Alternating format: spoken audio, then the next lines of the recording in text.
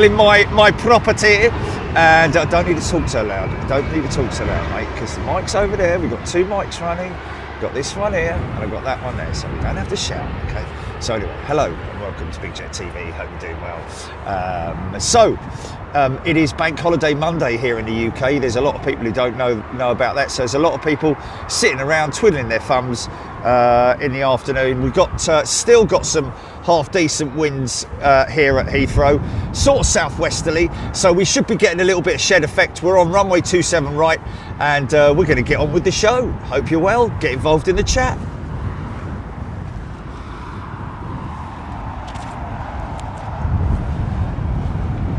Here we go.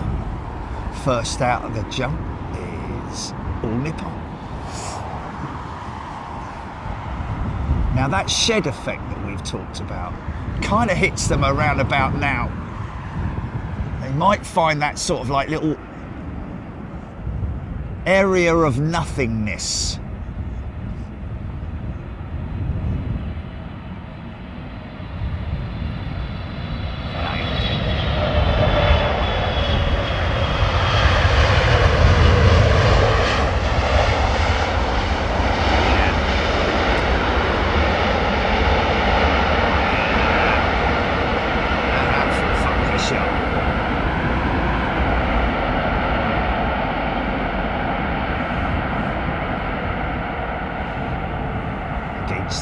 Skies of London, Qatar takes to the air. It's Memorial Day in the US, is it? Memorial for veterans? Or... Ooh, look at this guy having a bit of fun. Look. I think I'm going to have to get this 350 because she's looks like she's struggling.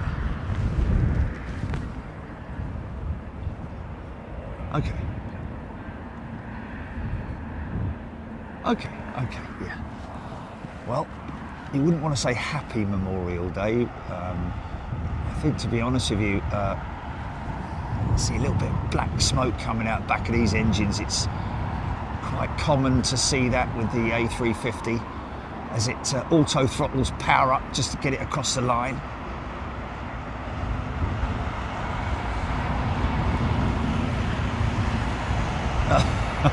Can't make it up, can you? Can't make it up. You can't make it up.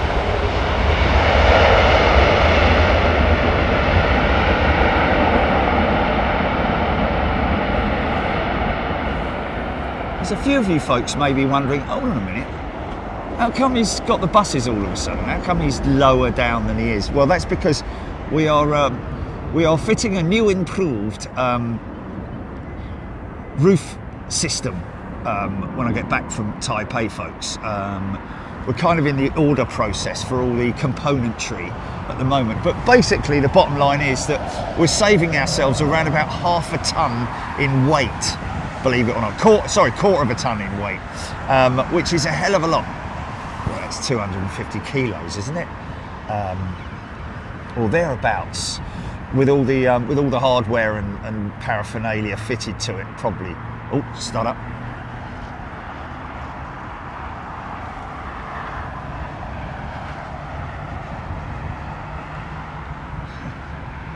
Come straight on there with the head.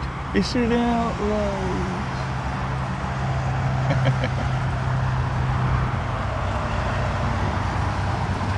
Live chat. Straight in there. Parastorm has gifted a channel membership. Thanks, Parastorm. Hearn Hunter. Another Big Jet TV membership being gifted. Thank you, Hearn Hunter. Good afternoon, everybody. Hope you're doing well. Well, this is a little bonus show just for all you folks out there who may be sitting around having done their bank holiday chores, been out for the day maybe, or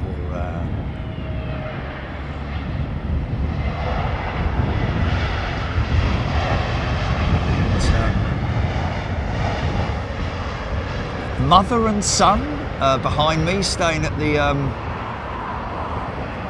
the Renaissance here. He wants to be a pilot one day. Determined young lad.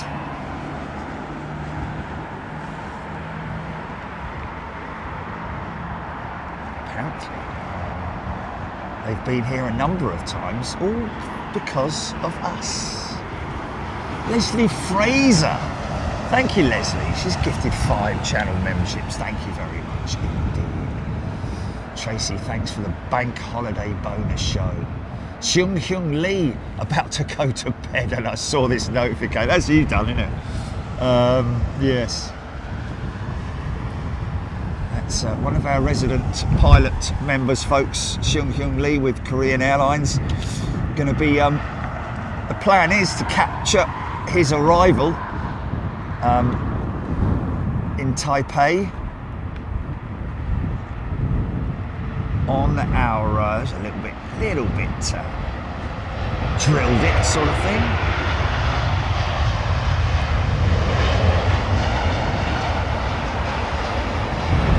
So geared up for the wet weather. Still going to be warm though, isn't it, Jim? Still going to be warm, yeah? Taipei.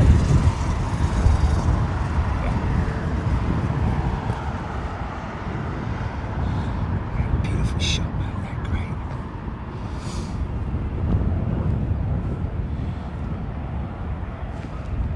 Oh. And we're flying BA tomorrow night, around about 7:15, 7:30, something like that. And we're flying on XWB-C Charlie, which is the aircraft that had the replacement horizontal stabilizer assembly, if you remember, that we captured nigh on 2 years ago now, or last year, and it was sitting around for bleeding ages, wasn't it? Because they had to literally manufacture component. It's a big component, man, I'm telling you. Oh, here comes the rain. Look at the rain. It's coming towards me. I'm gonna get battered. Let's just see how well this raincoat holds out. My new Big Jet TV. Let's just have a look.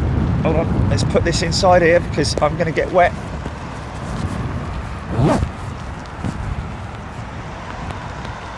Okay, well, here we go. Put my headset in here. Can I fit my headset over here? Can I fit my rain jacket? Okay, here we go. This is going to be cool. I will do a wipe in a second, stand by. It's all very sudden.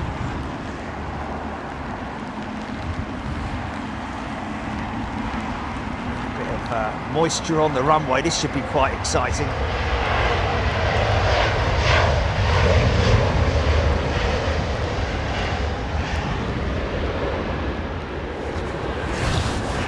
Free from desire. Dan Dare 146 has gifted a channel membership. Thank you, Dan Dare. Neil Garland. Thanks, everybody. Steve Stibbons, Nick Gray. Nick Gray, amazing to think how many minds you and Jilly have inspired for aviation. Yeah, you know what? Well, the channel, let's say, the channel has inspired. It is very humbling, I've got to say. Lots of youngsters wanting to become airline pilots.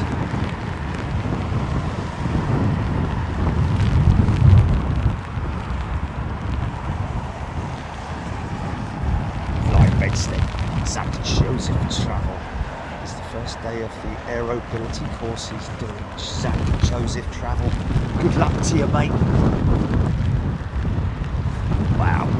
Yeah, this is a decent enough amount of rain, I've got to be honest with you. It was forecasted.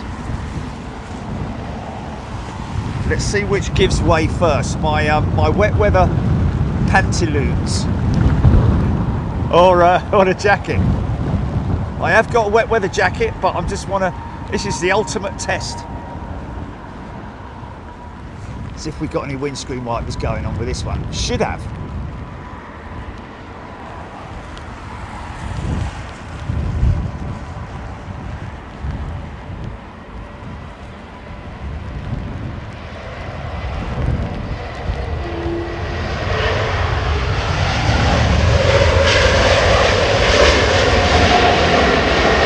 son.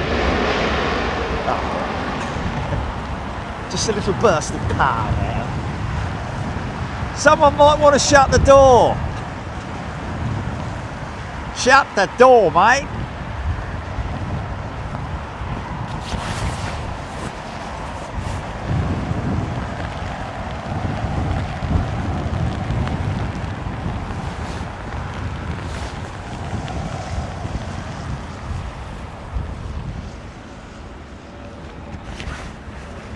Oh, did it now.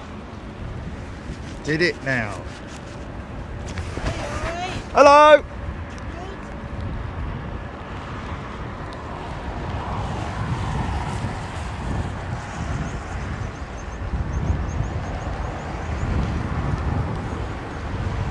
Finger bob.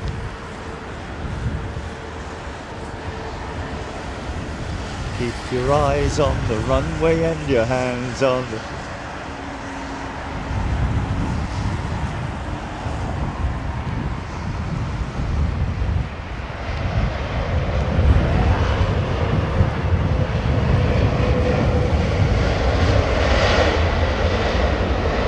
So that's all we're going to get in terms of the rain.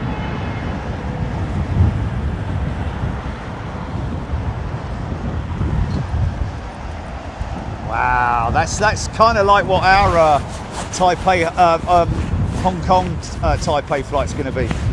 You want a sticker, young lad? There you go, mate. Get yourself in, fella. You're going to get freezing, mate. He's hardcore, isn't he? What is your name? Jerry. Jerry. There you go, mate.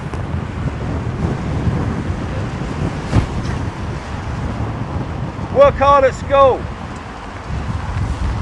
Good night.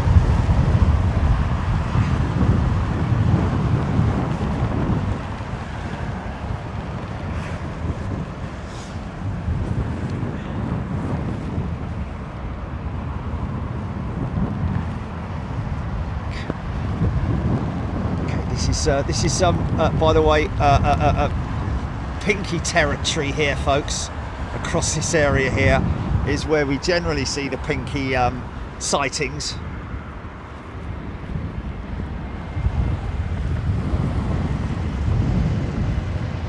Well,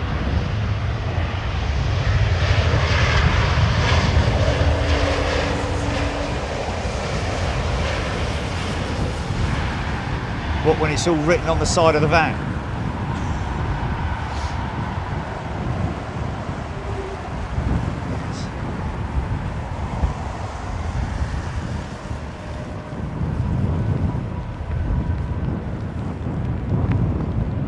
Susie Q, Stephen Rouse, Chunking Lee, 29th of May will be operating the Seoul Taipei forecasted heavy rain. Yes, like that, like a bit of heavy rain in the nice warm conditions.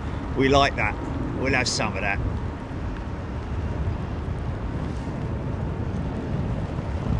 Karen Phillips, yes. Well, the good thing is you can't. In the old days, you know, in the old days, I'm guessing that education is still the same with all the sort of like square roots of this and the this, that, and the other. But you know, really, as a pilot, you don't really need to know division and multiples. But you know, it's not like you're going to find yourself on the flight deck without any form of calculator. You know. Yeah, 6 8s to 48 kind of thing. I always remember there's things that I'm, you know, all learnt later on in life, of course. But anyway, what I'm saying is that, you know, in terms of piloting, I would have said it's much more, well, not much more important, but it's as important to have a sense of navigational mindfulness, if that's what it is, or knowledge in terms of, you know, your nav points and your compass points and stuff like that. And then obviously, you know, maths comes into it when you've got fuel loads involved and cargo and all that kind of thing. But again, that's all calculated for you on your behalf. Heidi Heffington is a returning member. Welcome, Heidi. Heidi fancies a bit of Taipei.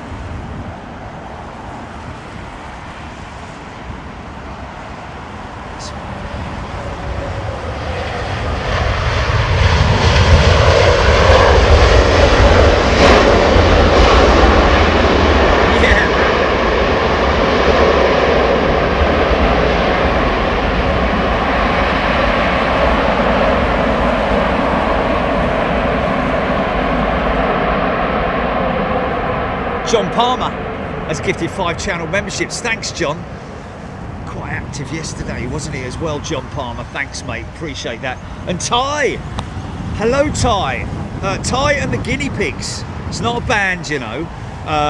But Ty and the Guinea Pigs, it should be a band, yes, has gifted 5 channel memberships. Thanks, Ty. Hope you're well. Hope everybody out there is well.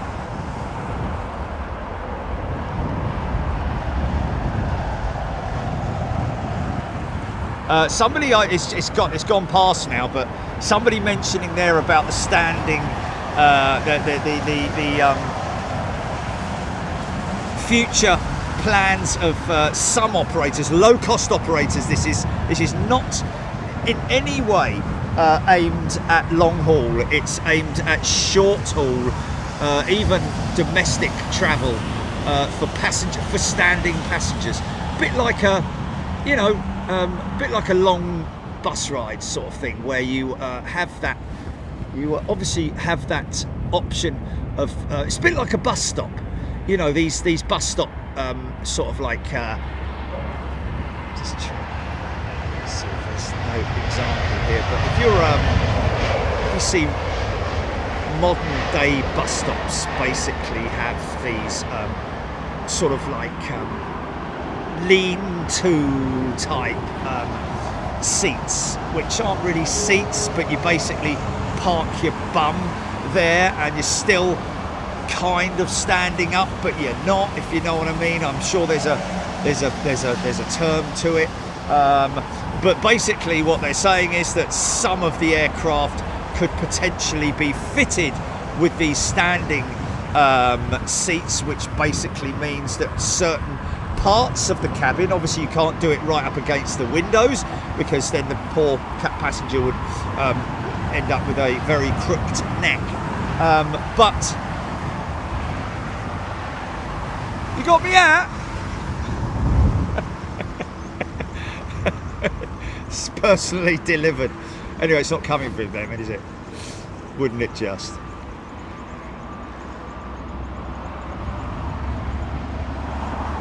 But yeah, it's an option that some operators are looking at. Nice bit of adjustment there, correcting for that crosswind. Well, it's not really a crosswind, but well, yeah, it's a little bit southwesterly in it.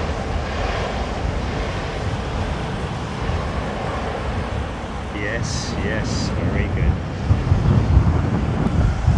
I like that, yeah. But yes, you know, it isn't a joke. Somebody's saying that is it a joke? It must be a joke. It's not a joke. But basically, the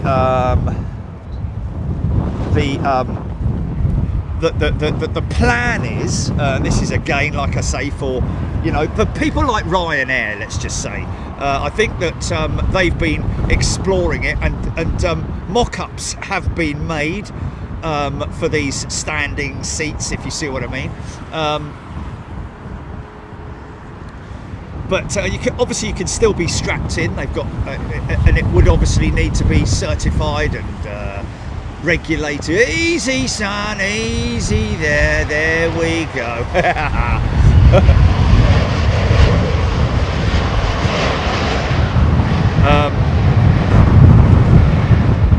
Yeah, so, you know, obviously it needs to be heavily regulated and certified, etc., etc. But again, like I say, it's only regional and domestic flights, not, you know, maybe as far down as Spain or something like that, potentially 3 hours, maybe somewhere thereabouts.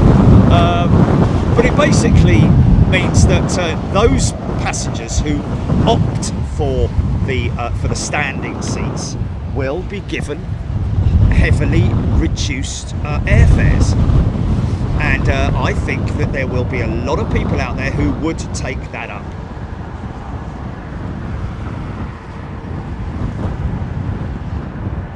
Remember, it's for short haul domestic travel and not for long haul. I'll be standing up for 8 hours, mind you. I've done that a few times.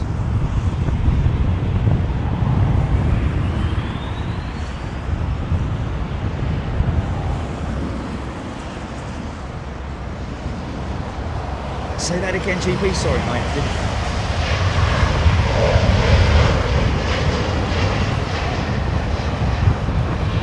Discussed, yeah.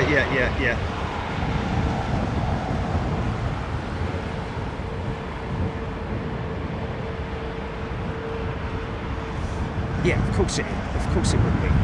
But yeah, no. Of course they can't just do it. Yeah, they're obviously not going to just do it and introduce it through the airline. You know, these airlines, they're very heavily regulated.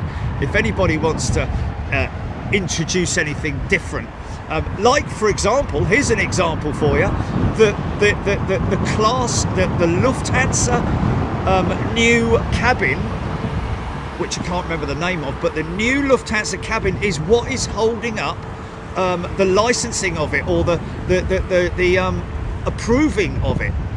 Because obviously, when you think about a first class or business class cabin, it has to be regulated, certified, and cleared. A bit like when you build a new house, you've got the building regulators. It has to meet building regulations, and that is exactly the same in the aviation industry, where anything that is added to the aircraft, a new seat, a new first class suite, or whatever it might be, has to be cleared and regulated by the cleared and certified by the regulators. And that's what is holding up, believe it or not, Lufthansa with their latest batch of 787s, Boeings or something like that. But no, it's not standing up. It's I told you, it's like a bleeding, yes. Well, it's like a bus stop, Julie. It's like a bus stop. Yeah, exactly. It's half a seat. It's half a seat.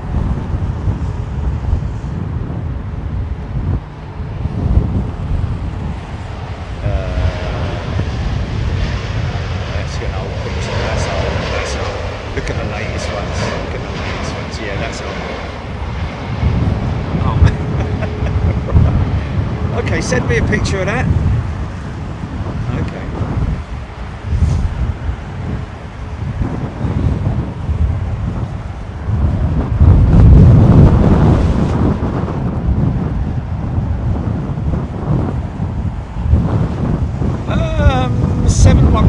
I'm not convinced of standing seats. Younger people may blah blah blah. Older people have to pay more. Well, that's the whole reason why.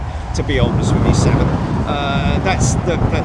I don't think that having cheap seats will increase the price of the standard seats, if you know what I mean, or normal seats that we're used to. I don't think that will be the case in any way, because obviously then you're kind of defeating the object, aren't you? Because it's obviously about affordability, passenger affordability, isn't it? There was that big old lump coming through the cloud.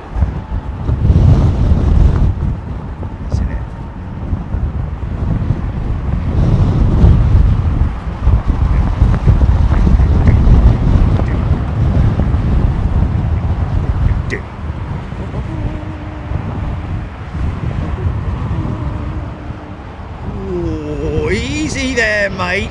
Easy there. VAR GP.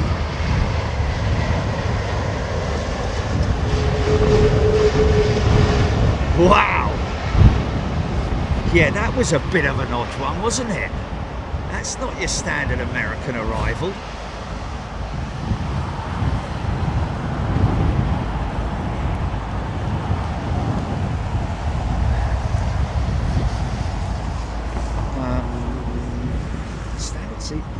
Standard cross belts, much the same.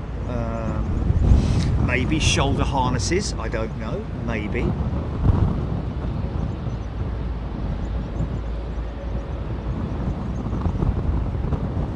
Roger Breaker, big old flare saying. You say you have got it, Jenny, yeah?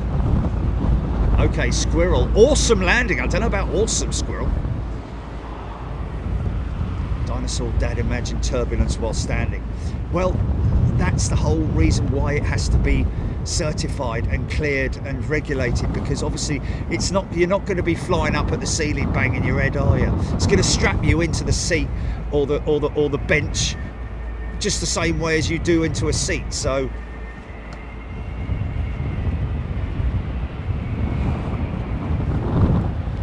okay, you ready for VAR, GP?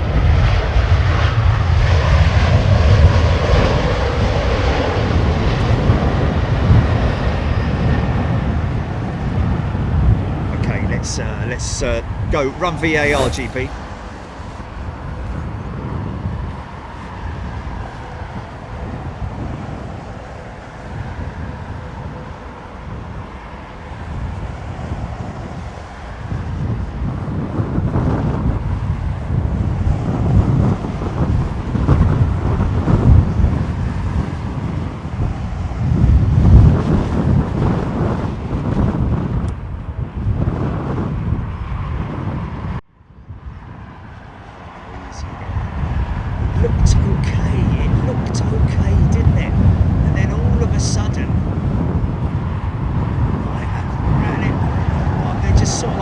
Rotated on the flare. Look at that, man. I mean, the flare's obviously a lot.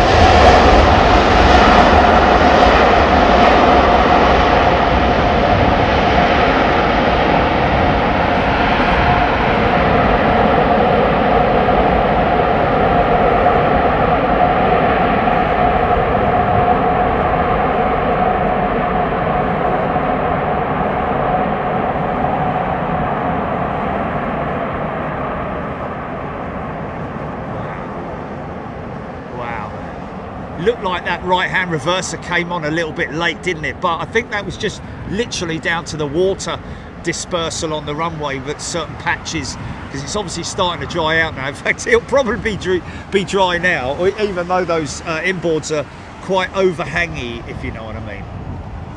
You're right there? He wants a picture with you. He wants to do show and tell in school. Oh, okay. Well, you take a picture. He stands there and just point it upwards.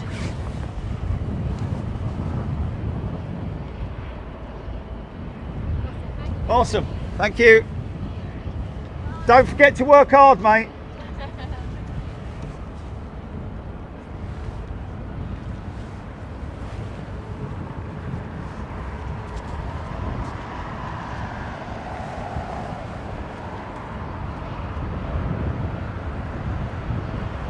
4K bacon. 4K bacon.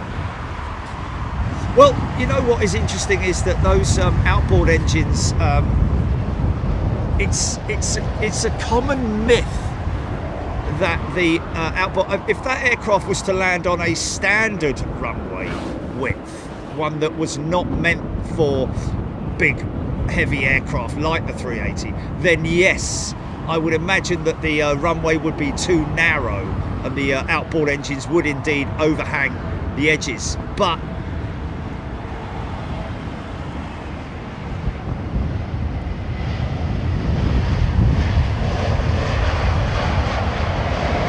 again, it's a regulatory thing that for a runway to accept the A380, it has to be of a certain length and a certain width, and the same goes really for other heavy aircraft. So, you know, in other words, you know, if this thing was to land at Bournemouth, for example, mind you, Bournemouth, I believe, is actually quite a long runway. Dale and Harsh saying heat signature on that shot was kind of cool. Little F&F check for that Dreamliner. Rudder coming up, speed brakes there.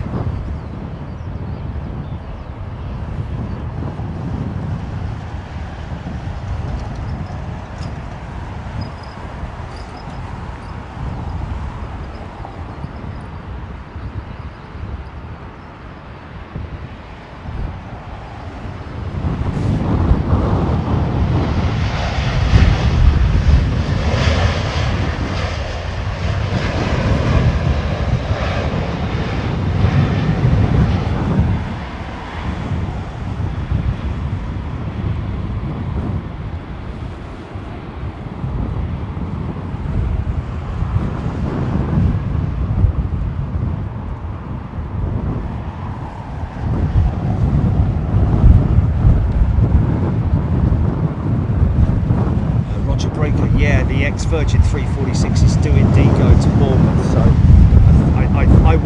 I don't know whether that was the length was increased or the width was increased based on that, or whether it always has just been a very long runway, because this is the E2, the crazy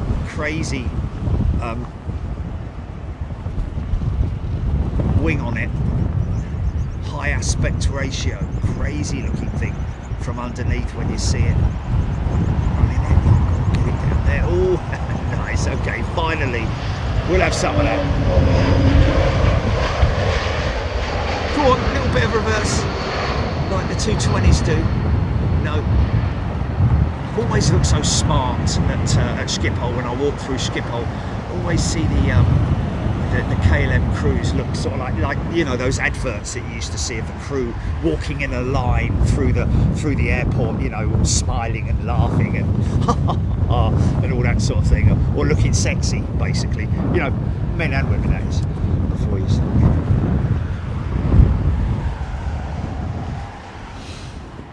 If the price was right, I bet many would buy in Heathrow Airport. We're still talking about these standing seats. I think in general people would accept it. The thing is that they're not going to introduce it so that everyone has to stand. They're just going to have a certain part of the cabin, bit like, you know, economy, premium economy, first class and all that sort of stuff, but obviously they don't have that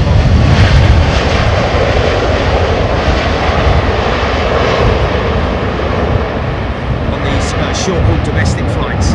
Although saying that, I've flown up the front on business with British Airways many a time down to Toulouse, because it's very cheap to upgrade it, because I have quite a lot of mileage points and all that malarkey. I generally tend to be able to do that with quite easily. It's the second 380 coming in behind this one. Look.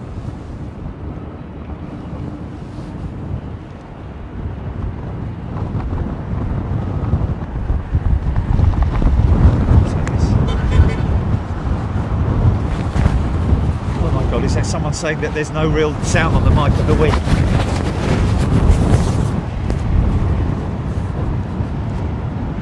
I hear a lot of noise on the mic. What are the real wind could...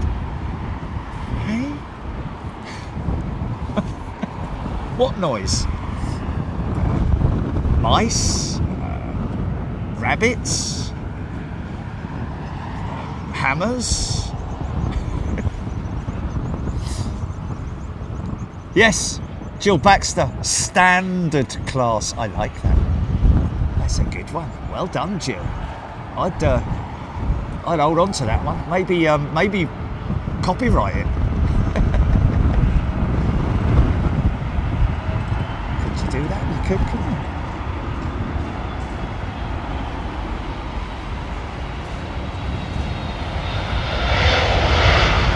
Yeah, but Jimmy, okay. Vertical classing. Vertical classing, yeah. Oh man, no, you're not seeing it. You're not getting it. I don't think you're getting it, mate. And that's a yeah. Let me just. Yeah. All right. Yeah.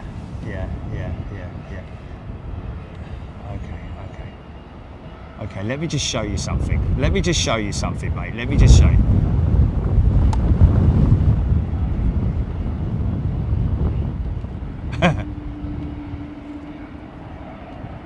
Okay. Yes.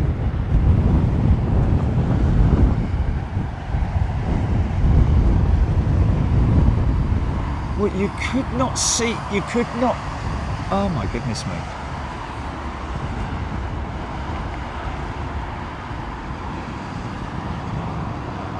I know what one you're looking at, and it looks massively uncomfortable. But let's just watch this one land first. Stand by for VAR in case GB.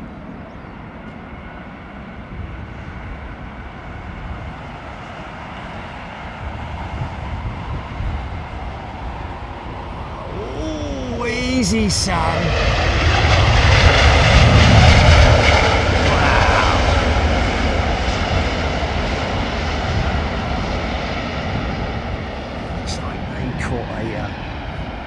Almost like a big gust of wind from the left there, but very controlled, very smooth touchdown.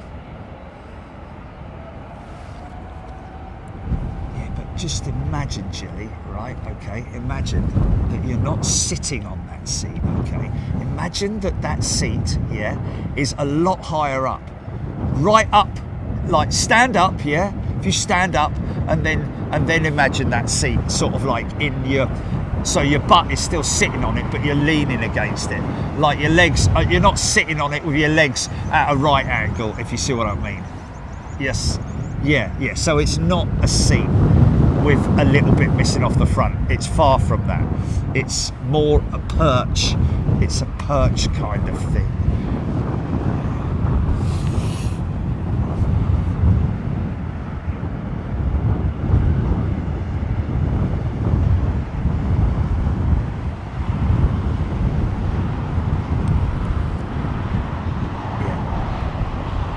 No, it's not well, the reason for the design is to increase the capacity of the aircraft. So if you get another 6 passengers on there, or 12 passengers, let's say, in a compartment, if there's a compartment, yes, but if there's a compartment which allows you that option of, shall we just call it standing for now?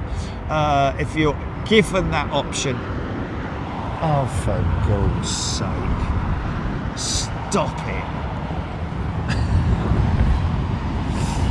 It's obviously, you know, man, it's gonna be subject to certain criteria.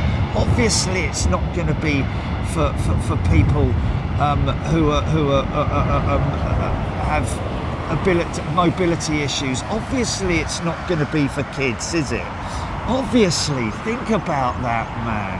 And it's not going to be on all planes. No, it's going to be on domestic/short-haul aircraft, man. I'm not standing all the way to Los Angeles from London. Who do you think I am? Okay, just offering it. I'd say there's more chance of that happening than single pilot operation, mate. I'm telling you now. Or even reduced pilot, reduced crew operation. That's the other thing, isn't it? From 3 to 2 pilots. And having some crazy a seat, redesigned seat on the flight deck for the captain or first officer to sleep in. I've heard that Airbus have already developed this cocoon-like seat, which the pilot, so they stay on the flight deck and don't leave the flight deck to go to the crew rest area. And also, believe it or not, the airlines are liking that because it potentially means that they can fit more passengers on, because the crew rest area will be defunct, and then the two pilots will be able to rest during the flight without having to leave the flight deck. But they have like it's almost like a cocoon style seat, which morphs, you know, Transformer robot in disguise.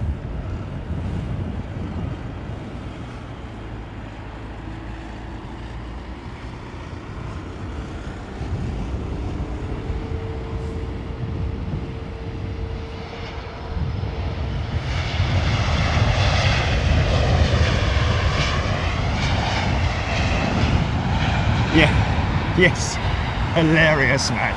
Who said that?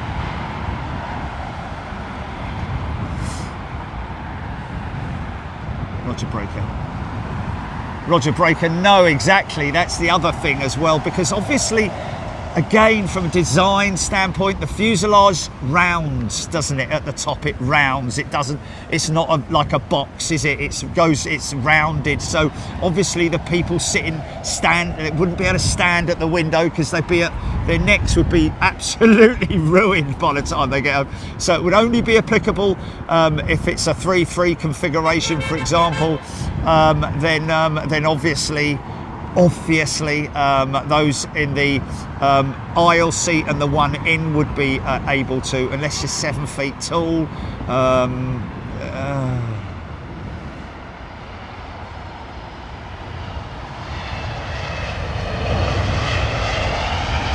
There is what? Oh, oh right, yes.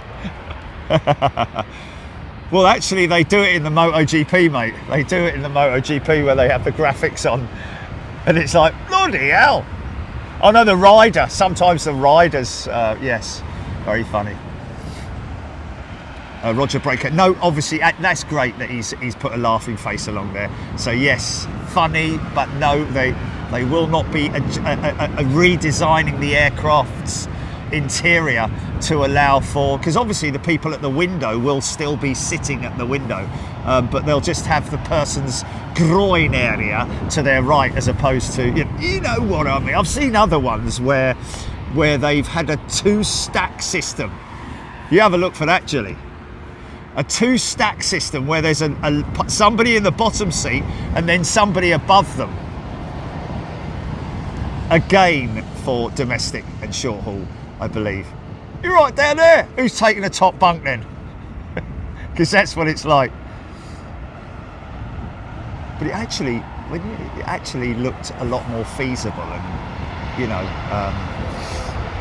so you've tried that for years, haven't they? You know, ways to transport people and in a comfortable environment, obviously. But obviously try and stack them in so that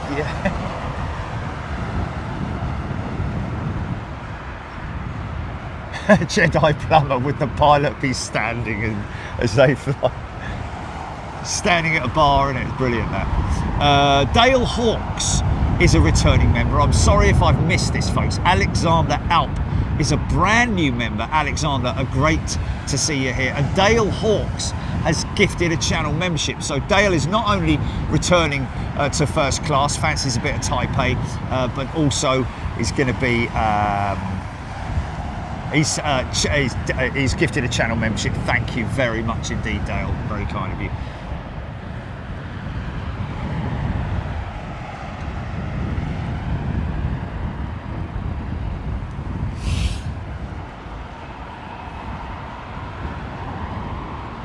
This is the 220. These things can be fired up for reversers. What? Listen to this.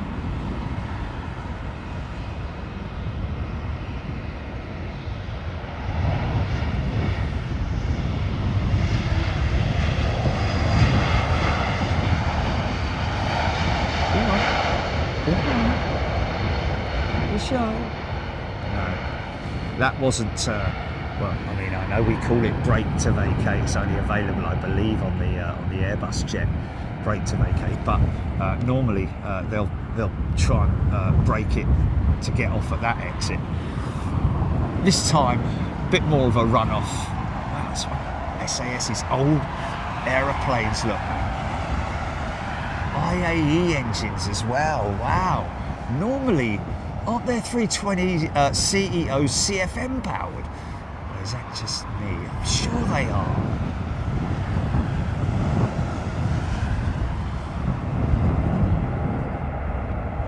Dinosaur Dad, good night to Hugh. Mark Barr, indeed, it has come out. Squidell, Beagle Cal, Pam, Avro Arrow. Yeah, Jilly, if you want, we can we do a sort of like half sort of thing for Taipei if I keep the aircraft on the right-hand side of the picture like this? Do you know what I mean? And then we can sort of like... No, you can't, right. Yeah, gotcha. Yeah. Oh, okay. So it's yeah,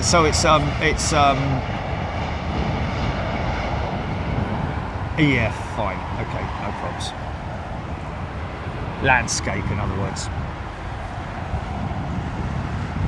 Oh, Loco, SAS's old 320 family, all IAE powered. Wow.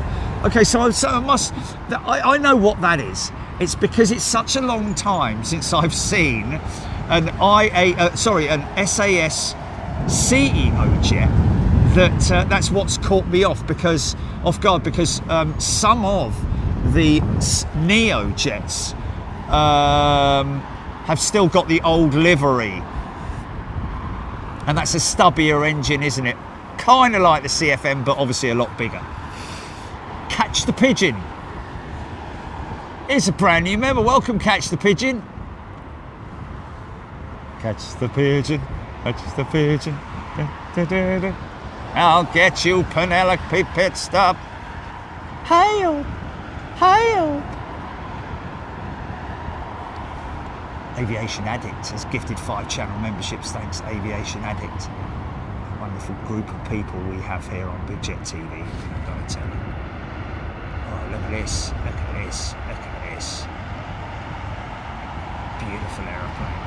Oh, special livery as well, look at that. The carbon China Airlines 350.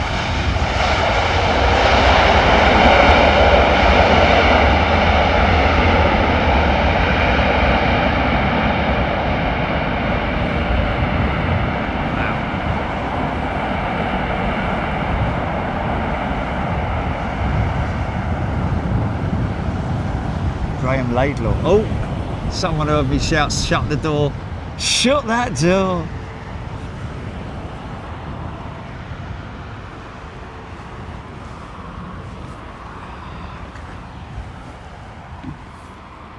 Look at this, look how nosy this thing is, man. Double 350. Nick Fishenden has upgraded his membership to first class. Nick fancies some Taipei action as well. I'm wondering, wow, she's still on the runway in a funny sort of way. Malaysian doesn't care though, does he? Look at this. She's all easy there. Look at this beautiful wing, man. Nice.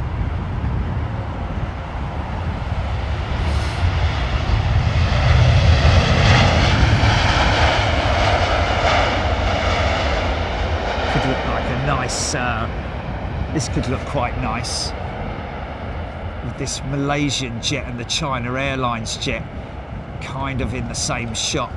Nice turn shot. There it is. Yeah, nice. That's the sort of stuff we're going to see in Taipei, isn't it, Chile? That kind of colourful arrangements. Of course, like I said, we're flying on Charlie tomorrow, folks. XWBC, the jet that had the collision, or was backed into, should we say, by the Virgin Atlantic 787. And congratulations, Virgin crew, by the way. Can I just say, I don't know, we didn't get any names or anything, but there was a medical emergency. The cabin crew had the defib on board the aircraft and carried out the usual procedures and saved the passenger's life. What's it called? Reinvigorated. Brought him back, resuscitated, yeah. Brought them back to life, man. They gave him CPR and did all of that, but also had a defibrillator on board the aircraft, wasn't it? Kept him alive. 30 minutes.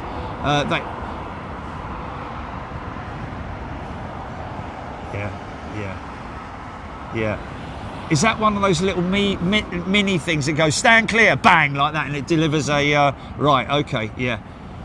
Wow, man, how frightening that must be for anybody on board the aircraft as well, man. You don't want to see that going on, but I tell you what, give that crew or that crew member or whoever it was from Virgin Atlantic that carried out that life-saving procedure, literally, give them a week off or something, or do something for the family, you know. Wouldn't surprise me if Virgin does something like that, you know, because they are a great company to work for, is from what I get.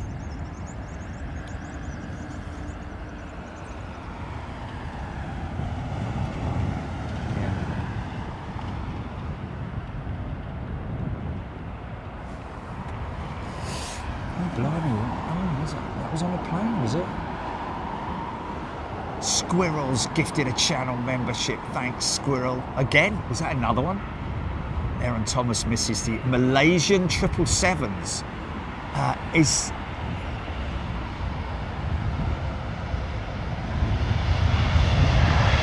Oh, did it? Oh, we know what you're using.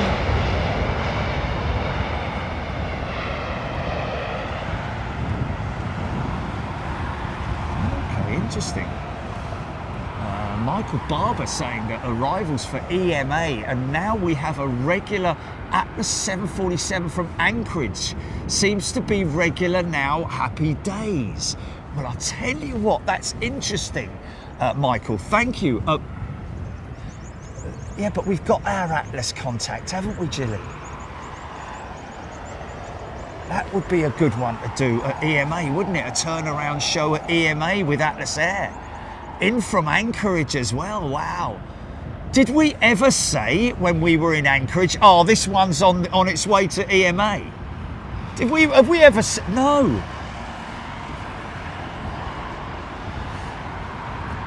Yeah, interesting.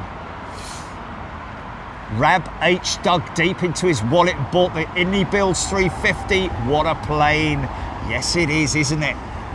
But you would know it better than me, Rab H, because you're obviously a qualified sim pilot, unlike myself.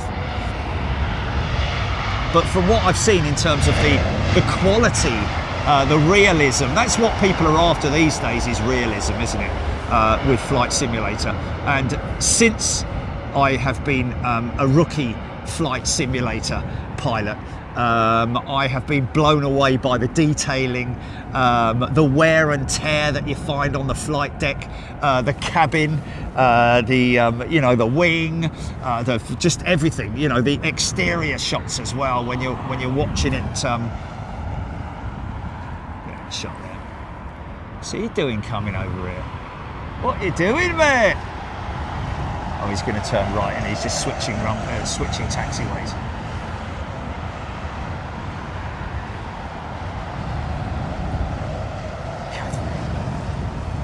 Mark has upgraded to first class as well. Mark 3 Greens has sent 5 Big Jet TV memberships. 3 Greens, whose name I thought was referring to vegetables. When I first saw it, you had to be there, but you know.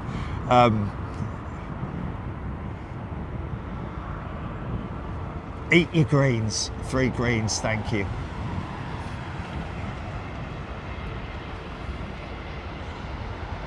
Yeah, qualified VAT sim pilot, yeah. But when I say, you know, I mean, obviously, wow, they turned BEA round quick, didn't they? Obviously, you know, when I say qualified, there is no sort of like qualification to being a sim pilot. When you're at that sim level, then yes, that's where sort of like there is the element of qualifying, so to speak.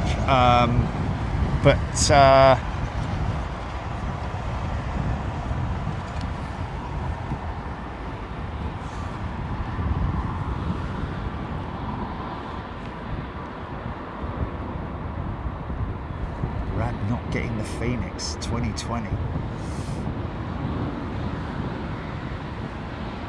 Frenchy TJ had a asthma attack on board a Virgin aircraft. The crew were fantastic. My wife is a nurse and she was well impressed. Wow. How cool is that, man?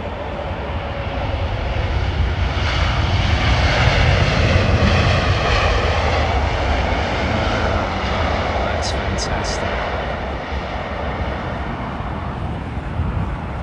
Okay. 747 Jumbo, is there still an Antonov in operation? Really enjoyed the show when they had fuel put on board. Yes, there is. The AN124 is still operational and has been seen at East Midlands, or no, was it?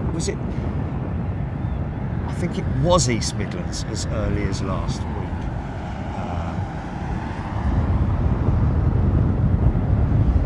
Interesting.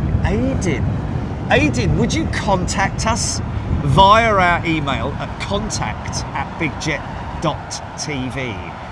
Qualified VATSIM 380 pilot working for Emirates Virtual. Jilly, can you look that up, please? Emirates Virtual. That sounds pretty cool, mate. Is that officially linked to Emirates?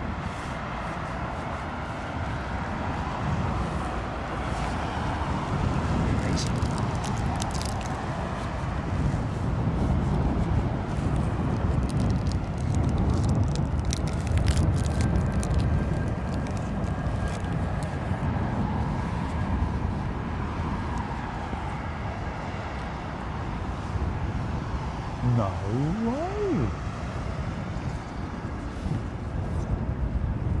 Wow. Wow.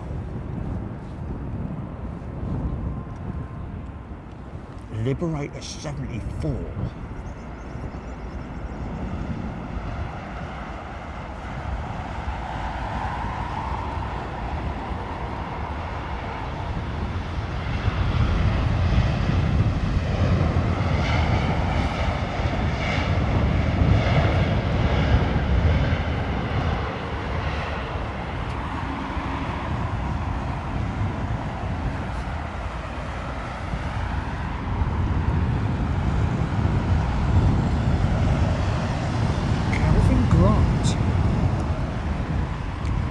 Grant asking, did that Turkish jet open and close its reverser, or was he seeing things? Well, I don't know. Did it?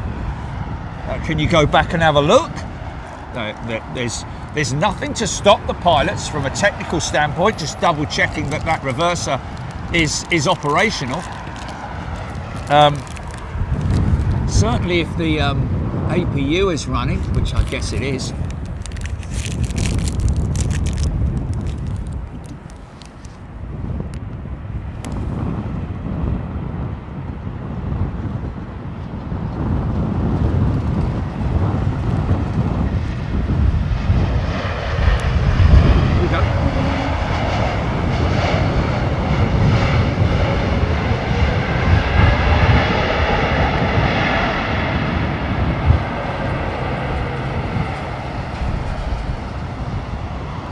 Tell you what did come in just before we went live. Oh, beautiful. United triple going out.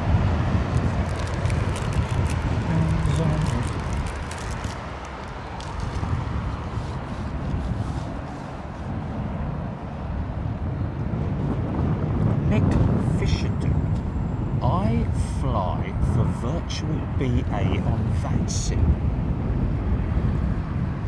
Interesting.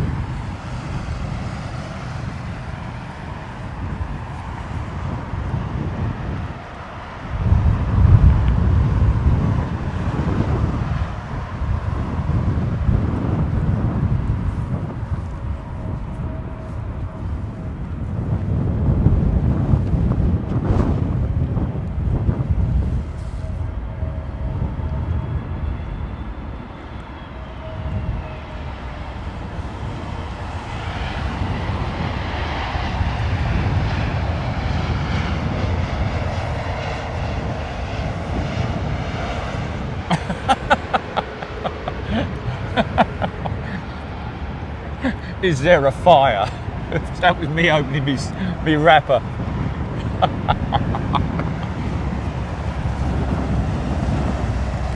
Caution, fire, caution, fire. Listen to that, Jenny, listen. That would be it, you know.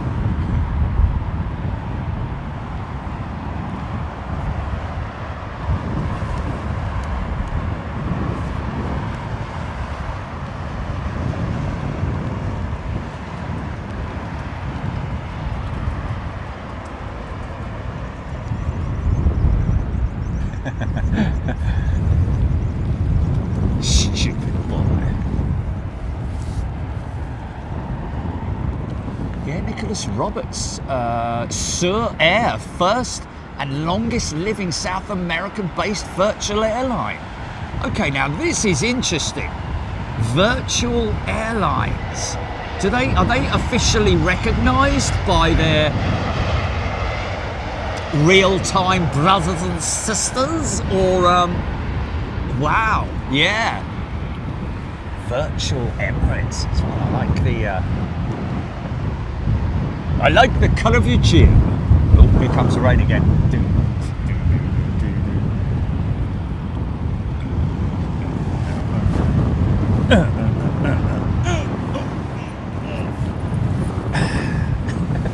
My knees are old, my eyes are bent. My nose is old and drizzled. Tape on this mic because we don't want any water ingestion into the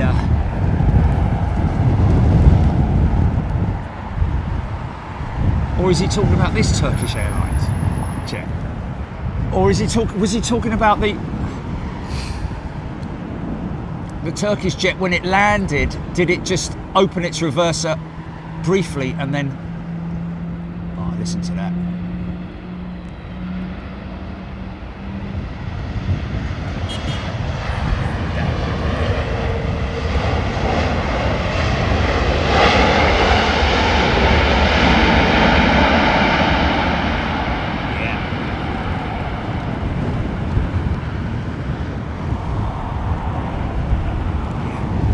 Sit.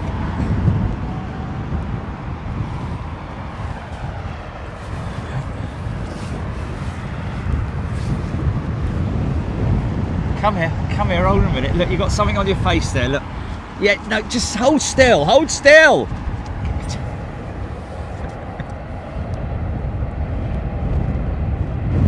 See? Better, isn't it? Hey?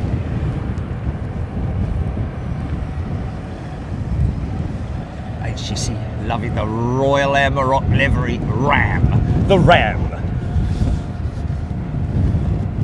Remember the old 250LC with the Ram Air system, wasn't it? Ooh, number 2 start.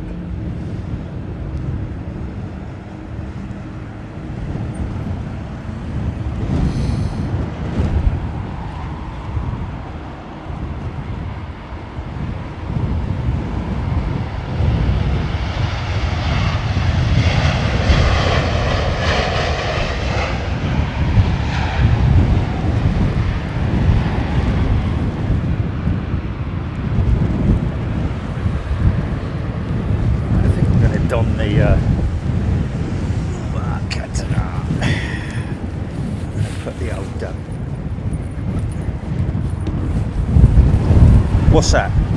What would? Oh yeah, totally, mate. Totally. What, the 2 777s?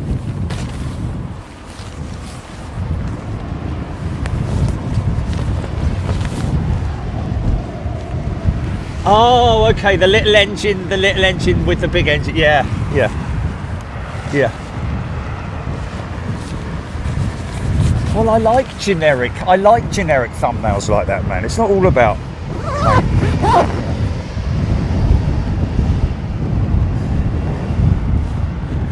airport action. Okay, so should be able to still hear me okay.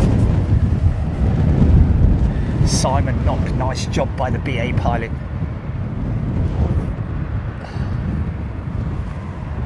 Highly flammable mini roll.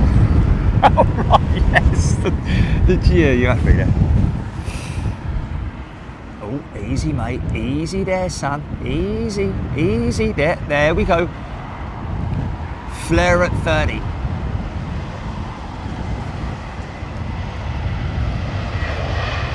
I think nose heavy. Or tail heavy, should we say. But nicely done, yeah. As if I would know.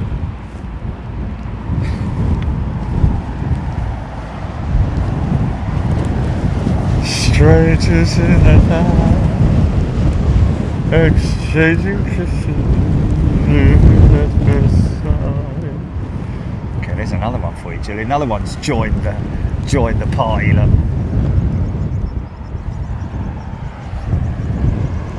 Well, one at the back this time, as opposed to.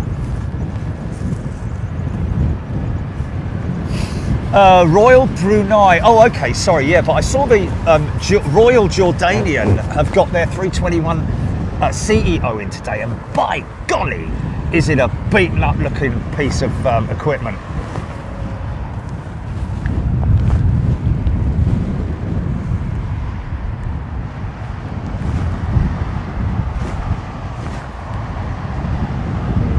Here she is again, look. Lovely old 737-800. Is this an 800? Or is it a Max? Scale. No, that's not a Max. That's it.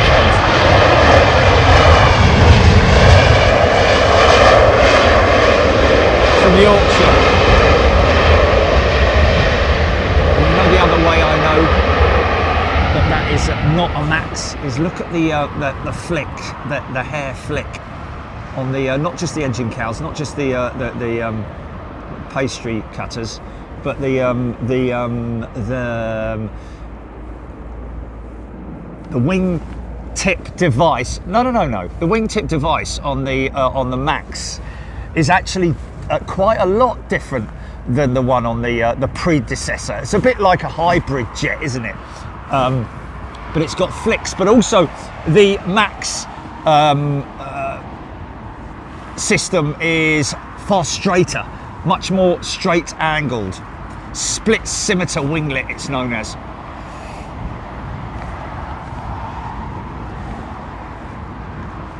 Well, they're more or less the same dimensions, yeah, but just slightly different. They've got those stretched,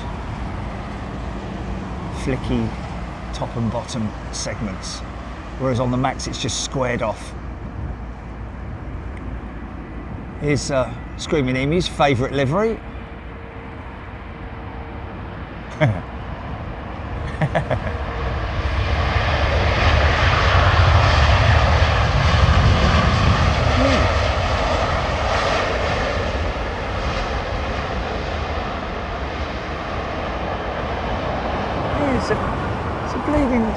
It's different, isn't it? Oh, hello, what's that on the side there? I missed that. So we'll taxi up this way, maybe. Yeah, it's got a big sticker on it. See, that one's got a bruise. Someone's hit it with a hammer.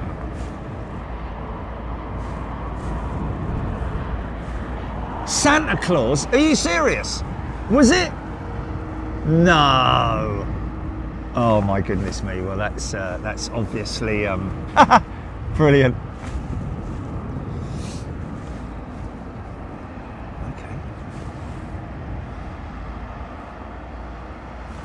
Ho, ho, ho. And that's Green Joe. It is Santa. Bloody hell, you would have thought that they'd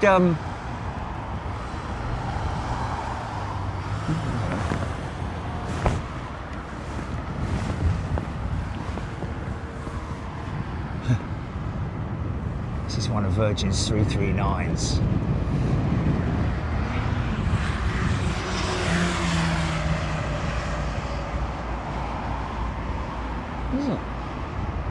Is it really?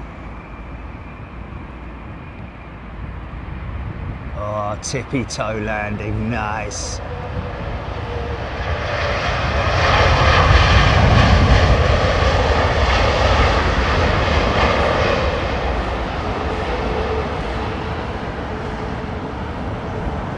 Brilliant, brilliant.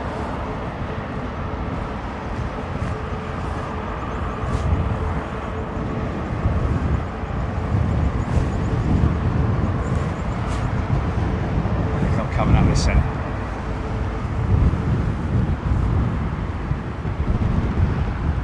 Might see him when he goes out though, because that Finnair 350 is basically the same amount of turnaround time as the 321neo, or sorry, 321 CEO that they bring in as well. I think they've got both in today, but it's basically a cargo operation. I think that's the reason why they maybe bring the 350 in, is because there's a lot of salmon in there. Is it salmon that comes from Finland? Frozen fish? I know Virgin Atlantic had a big operation going up there during COVID, I think it was, or actually no, you know what? Virgin do a lot of exporting flights for salmon from Heathrow after it comes off of the Finnish jet. There's one for Seung Hyun Lee. Rating.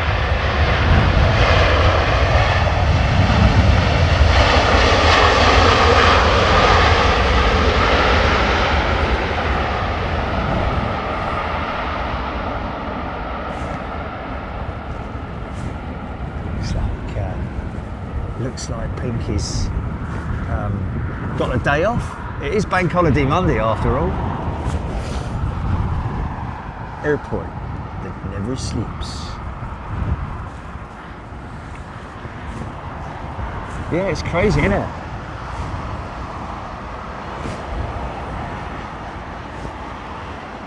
Scottish salmon. No.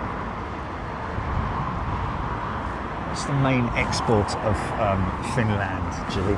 And don't say, oh, it's that furniture. It's not. Skudal has gifted another channel membership. This is another operator that brings both. Oh, okay, well I got that wrong then.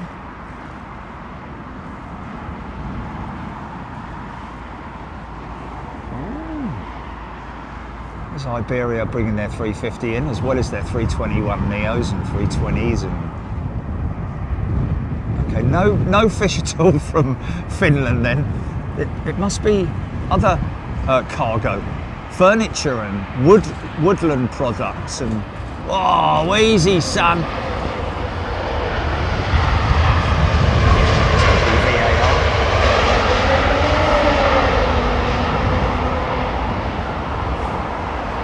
It's a bit of an odd one, wasn't it? Was that a bit of an odd reverser? It was like on and then immediately off, or Turkish on the push. Going VAR on that one, folks.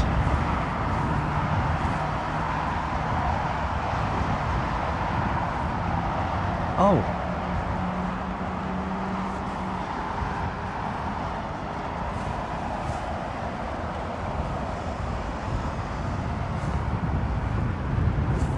Very funny squirrel.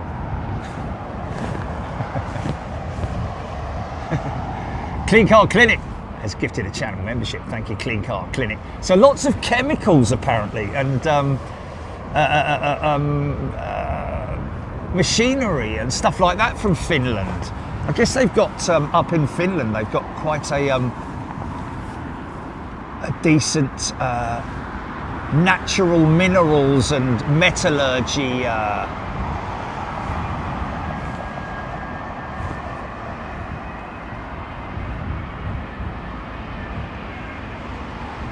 Easy there.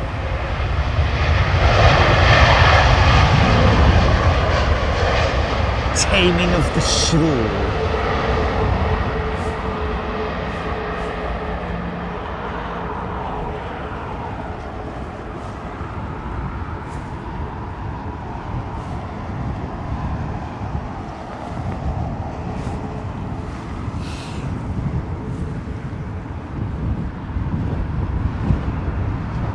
Boho Jane vegging on the sofa, watching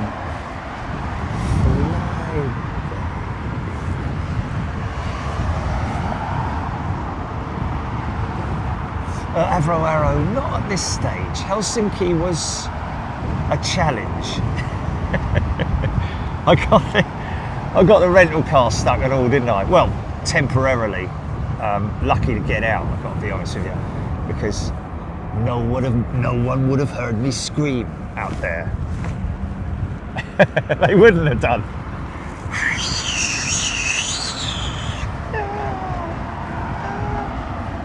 Can you hear somebody screaming?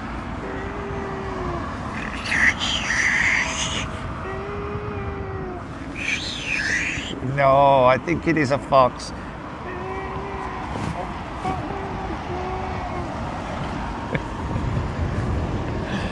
Oh dear.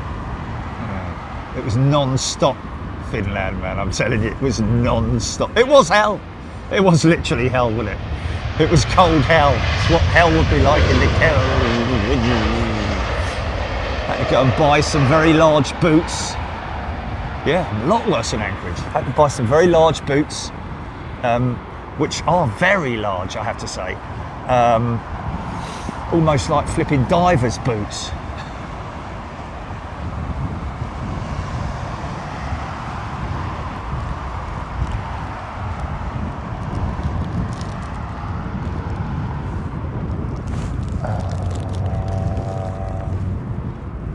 You were going to do. I thought you were already running the VAR on that. Bit late now, isn't it?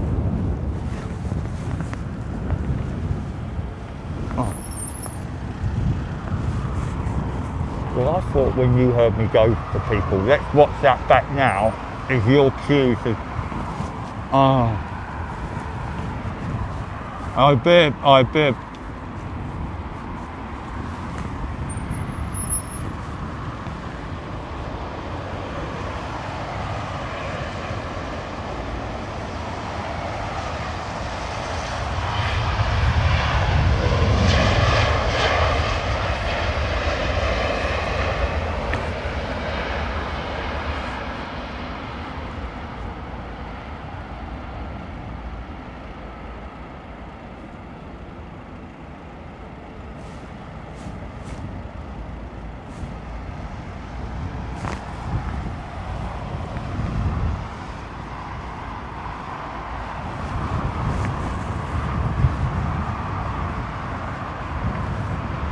Just disconnect my mic whilst I munch away on this whole wheat bar, because it must be very off-putting.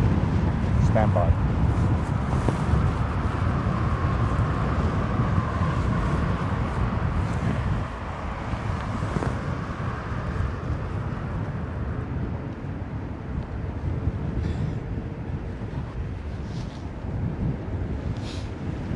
Tyra Sandy, hi Jerry and Golly.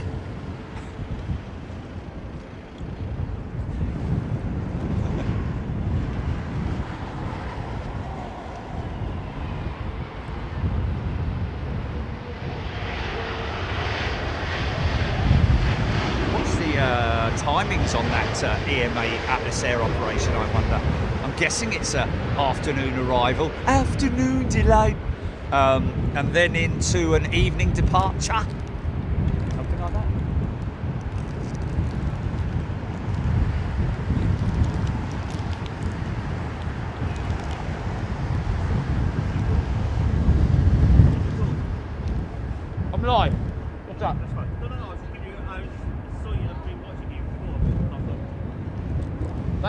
No sticker.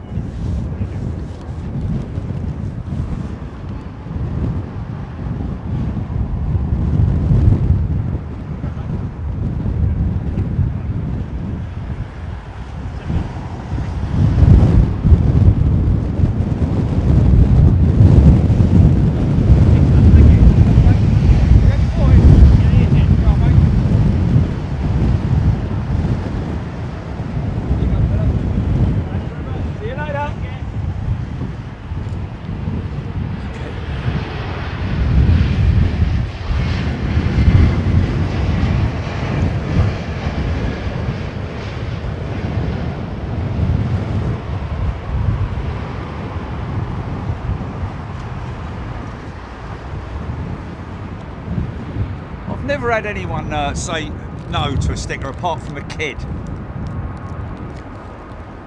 Well, sticker, mate. No. Oh.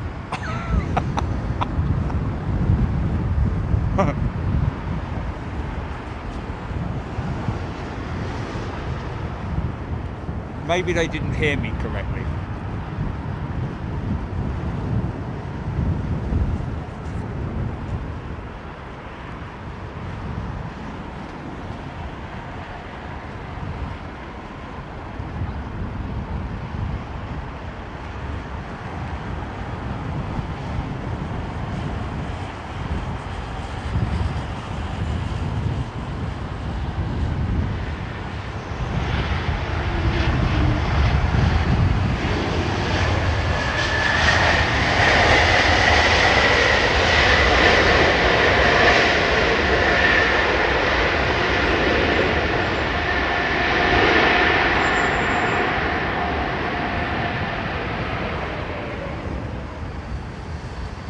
I compare thee to a Jack Russell.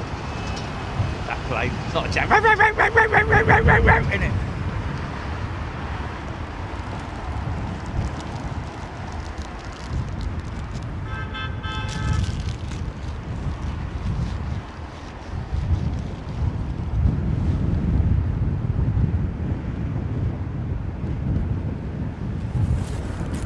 Okay. Look like they look like a VW camper from there, isn't it? But obviously a very small one.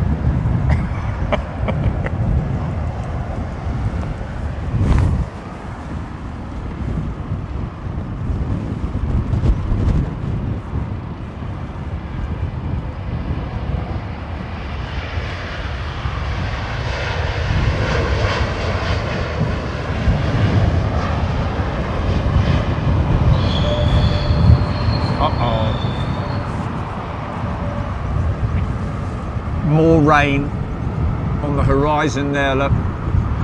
Oh well, I'm ready for it. Bring it on.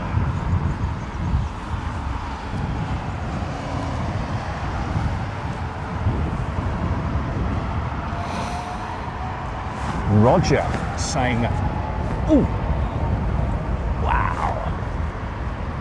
Ethiopian 350 on approach. I think that might be it there.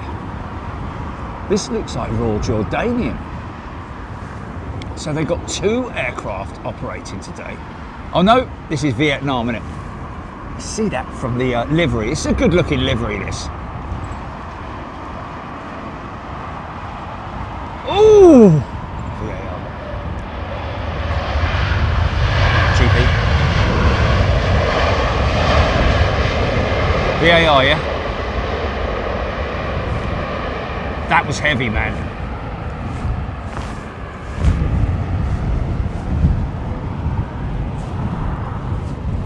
I'm watching it back now, and then it was all of a sudden, wow, bang. Okay, watch it back, GP. VAR, please.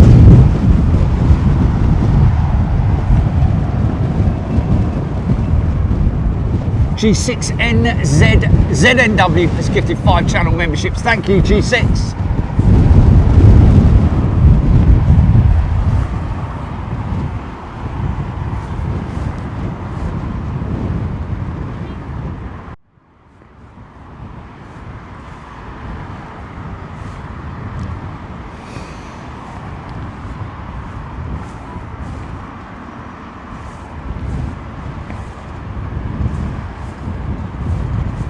wow, here we go.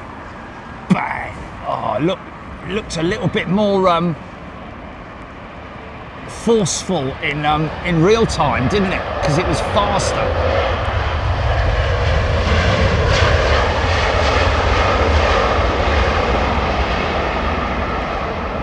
And that's their 1000, isn't it? So that's their most recent.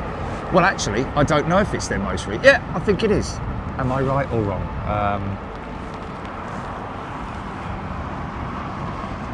You see there, Gilly, it doesn't work. It doesn't work, mate. As I was commentating on that, going, wow, bang, and all that, I was way off of the thing. I was filming the Ethiopian on approach.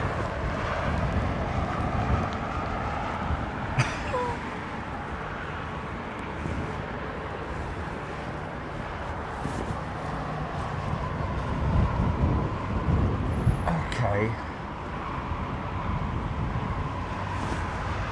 No.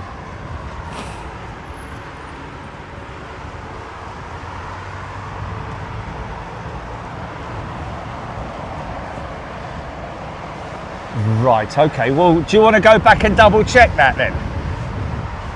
And see if, yeah. No, I'm just saying you can roll back and see if my commentary is in line with the landing, and then it comes off for the Ethiopian jet, because when I looked at it back, the Ethiopian jet was halfway down the runway and I'm going, bang, oh wow, blah, blah, blah.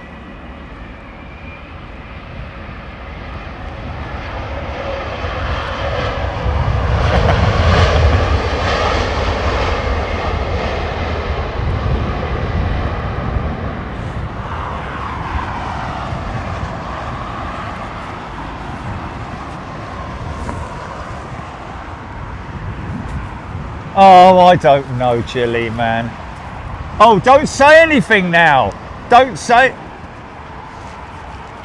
Oh, well then I can't talk over it then, is what you're saying. Oh, okay, well you told me I could. You said when you're talking about...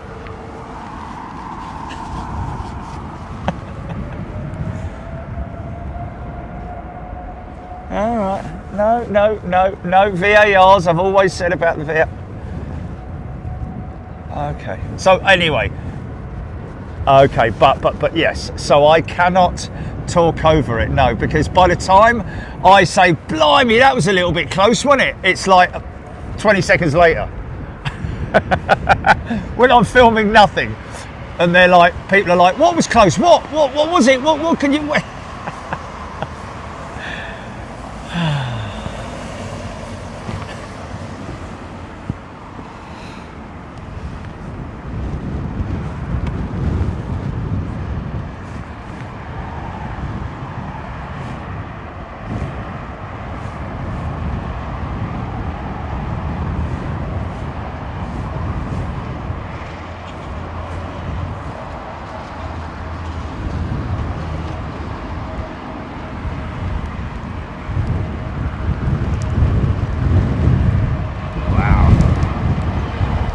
Got that one in.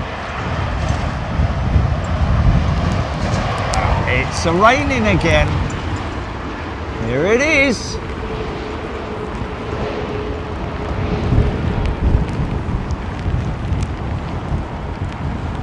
See that rain? Big old thrust front with it as well, mate. Well, we're all tucked in, we're all nice and dry. It's not going to last forever, but I'll tell you what it will do. It'll soak the runway and give us some good reverser action and potentially some windscreen wiper action.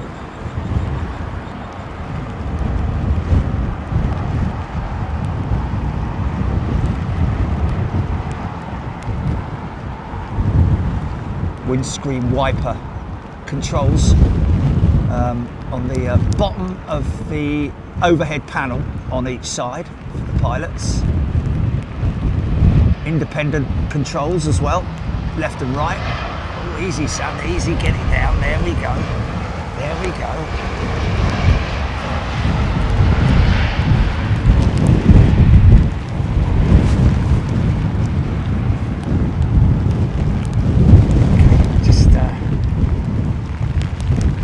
soaking for hopefully for 5 or 10 minutes, because it's bloody cold now.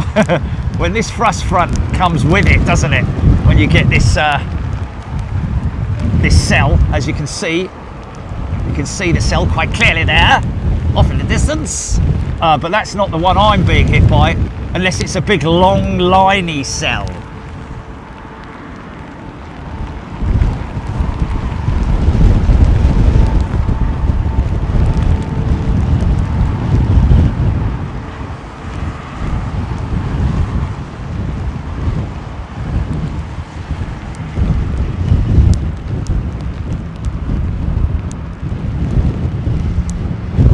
Long, isn't it? That's quite long. Look at that.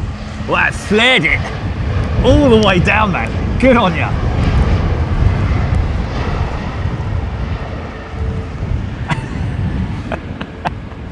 What's that? Heated pantaloons. Cool, yeah, I'll tell you what I could do with them right now, heated pantaloons. Do they have frilly bits at the bottom? Yes, yes.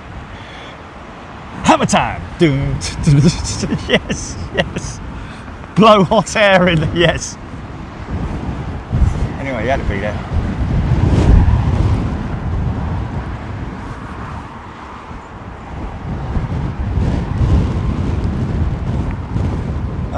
Sanction. It's company. It's down to the company, really. Some companies have the last 2 digits of the registration of the aircraft over the British Airways do. Not all of them do. One airline has it on the nose, doesn't it? Who's that then? Who's that then? It's like Algiers, Air Algiers or something like that, isn't it? We don't see it very often, or...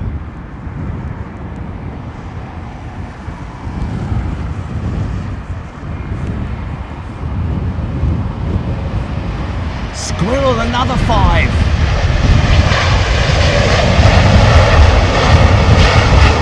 Yeah, man. Yeah, that's what it's all about. Look at that. Oh, spectacular, man. Thanks, squirrel. Oh, look, there's that old Bangalore. It's a very old school. It's not so evident this side, but on the other side, and we will see it because she's going to turn right to taxi, which is quite interesting. But look at the state of it. All the freight doors and the body panelling and everything. It's very. Look at that. It looks like that's had some work done on it, man. Definitely had some work done on it, hasn't it? It's very odd.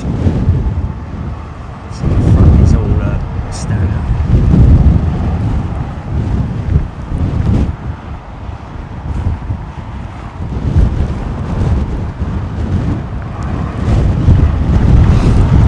Yeah, no, that would be pretty cool. Yeah.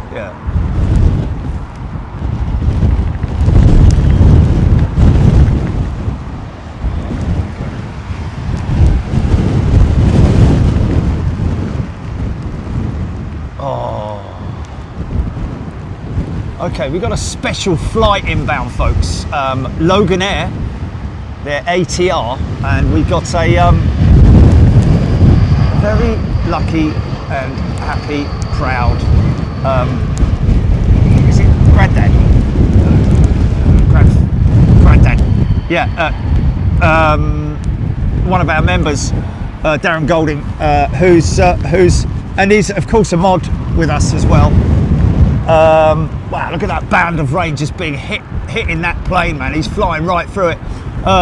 Great to know that Darren Golding, they've named his daughter, is it the daughter, they've named the grandson after Logan.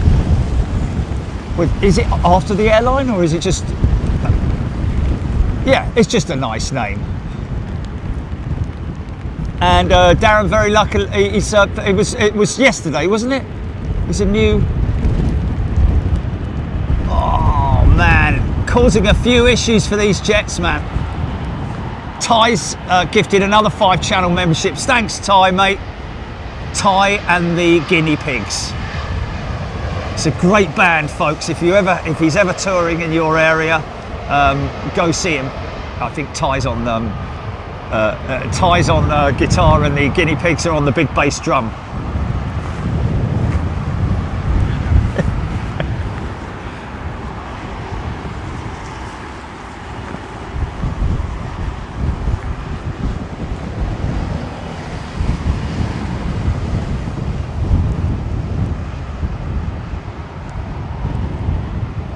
Got a lot blusterier, a lot more blustery, sorry. It's not such a word as blusterier, is there? A lot more blustery. Carrying a little bit more speed, man, just to counteract that strong headwind.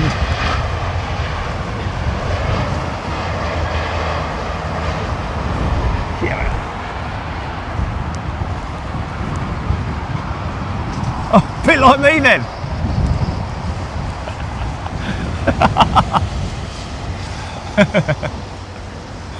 I am a blusterer. Okay, fair enough.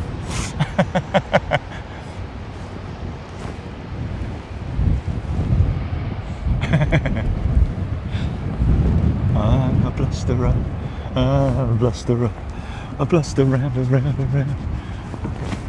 Oh, there it is. There it is. Look at the rain there, folks. Isn't that beautiful? The way you see it just falling, heavy precipitation, sorry.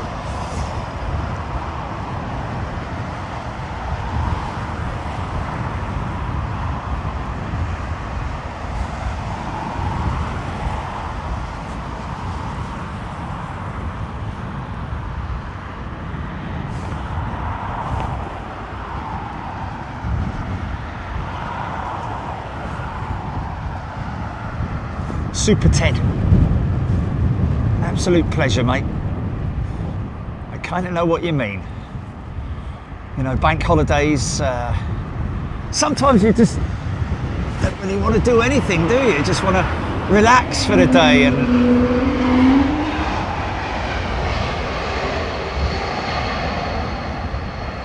Well, it's a guitar still, isn't it? And on bass. It's Ty. And on big bass drum. It's the squirrels. Oh, messed that one up, didn't I? Guinea pigs. Oh, look at that, double KLM, double bubble KLM, is it? No, it's Bluebird.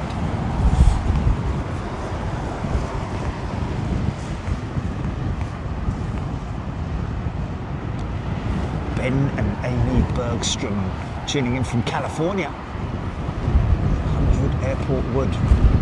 It was a blustery day in the 100 Airport Wood. So it's beginning. Is that the opening line to a children's book? British Airways be a better world. Don't know. I would have had a bit more imagination when it comes to the fueling a better world, maybe powering a better world, or cleaner world, or I mean, I know it is a better world if you are using sustainable aviation fuel, etc., etc. But you need to make that clear very quickly. Very quickly, when somebody reads it, they go, because when somebody reads that "be a better world," it's like, okay, what does that mean? Quickly, no, I've forgotten, and there we go. I'm thinking about something else now. But when it says "be a fueling a cleaner planet," or so, flying a cleaner planet, or I don't know, whatever. Just you kind of like need to make it understandable immediately when you're doing something like that. Anyway, whatever. They know better. Better than me. Where is the Irishman?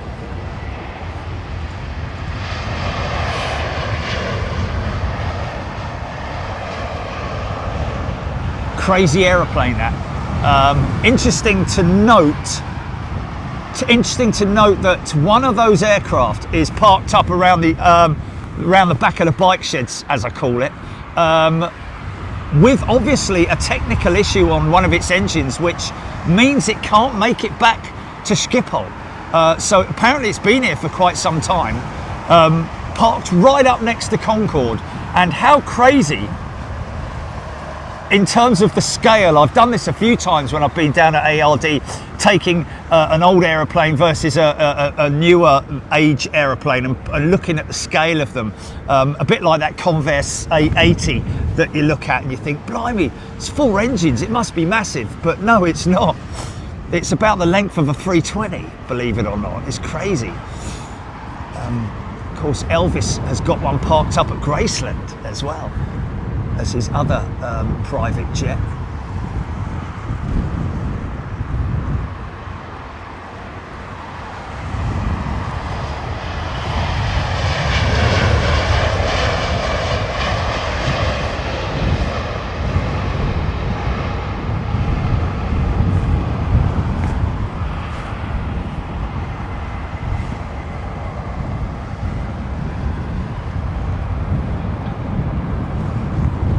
Proportionately massive, those engines, on the Embraer E195 E2 jet. That is an example of an aeroplane that's been modified really just by its engines. Obviously, you know, the Neo jets have got well, actually, to be honest with you, these aeroplanes are probably constantly being updated in terms of potentially changing materials more often than not, components for more lightweight components to reduce the weight of an aircraft. Deb B looking tiny. Trixie 270 asking if Flight Radar 24 is up the Swanee. Swanee! Well, not as far as I'm aware. Well, Heathrow they have been having issues with Flight Radar 24 at Heathrow, yes. That may be why you're seeing some aircraft that you're seeing on here that are not on radar.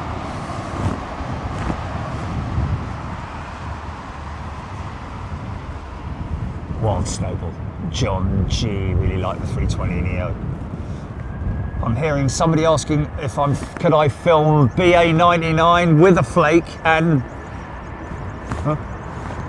his daughter Rue is on the flight.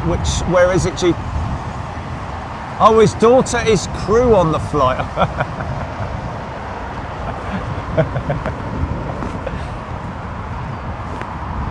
Oh, okay, so we've got somebody on the chat now whose daughter is crew on the flight for Toronto, BA99. If you ask for 2 flakes, they might be nice and give it to you. Peanuts, I usually get, and a bit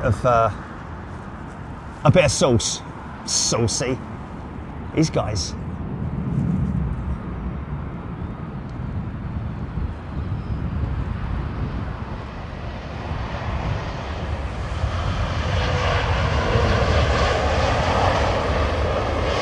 See, now look at that, that's the max wingtip. See the scimitar wingtip on the max, how squared off it is compared to the 800 or its predecessor.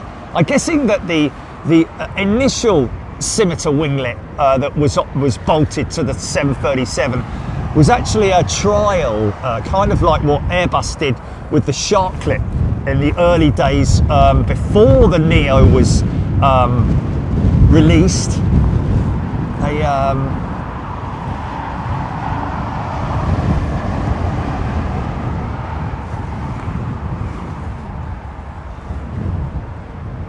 Nadine, Aer Lingus are great when flying Ireland to USA as you clear immigration for the US in Ireland. Yes, you do. And I've done that route before, Heathrow to Dublin, then through customs, and then off to New York, I think it was. I went, didn't I? Oh, easy, mate, easy there. And they left my luggage behind.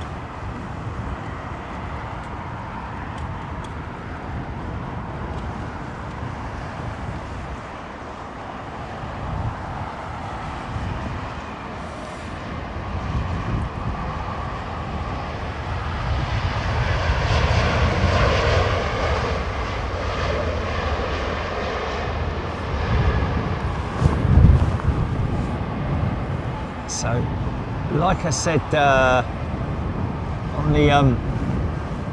the previous, the non-max scimitar winglet, of course, Boeing introducing the sharklet style wingtip. Well, you call it a wing device, don't you? Winglet. Boeing call it winglet. They don't like to call it wing sharklet because that's obviously an Airbus expression. But you can see how it's squared off at the tips.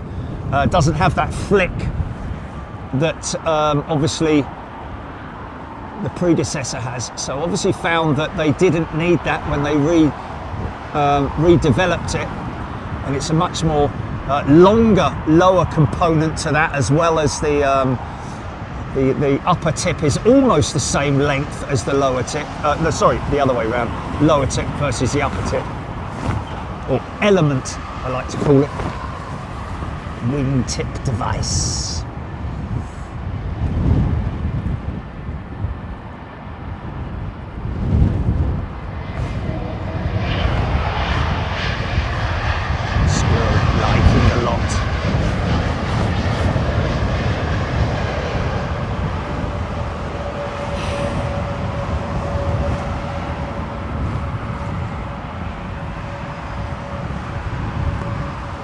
September jumps the queue, I like that.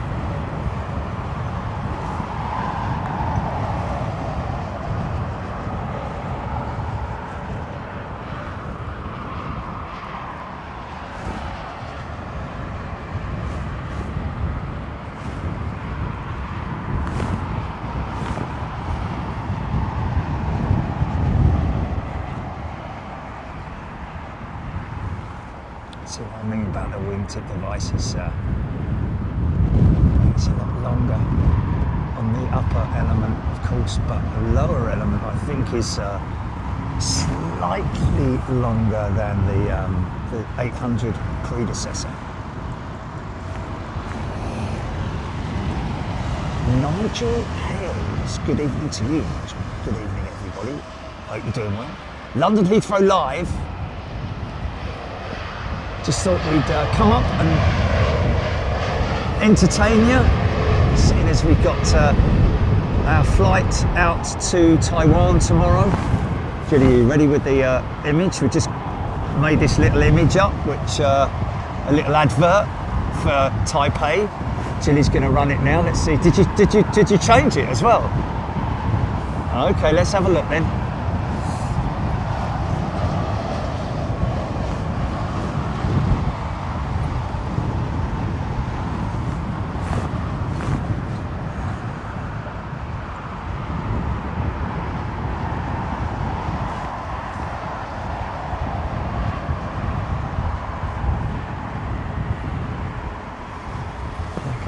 Not the image, not the still that I was thinking of, but it'll work. It's okay.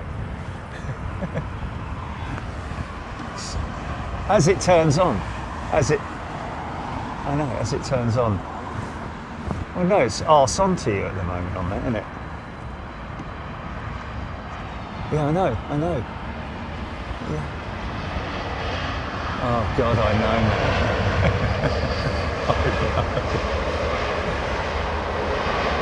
No, man. I mean, you know, just nothing to do with that. Nothing to do with that. Just send me it. Captain Fufu is a returning member. Welcome back, Captain Fufu. No, man. No, don't think of it like that. Think of it like when we do something, yeah, if I do something, I generally sort of like run it past you first before I make it official, if you know what I mean. It would be kind of cool if because you do normally send it to me and go, how's that? But you didn't, so. Yeah. I didn't see that thumbnail. What thumbnail's that? I haven't seen that, you haven't sent that to me. Oh, okay, okay. Of course I do.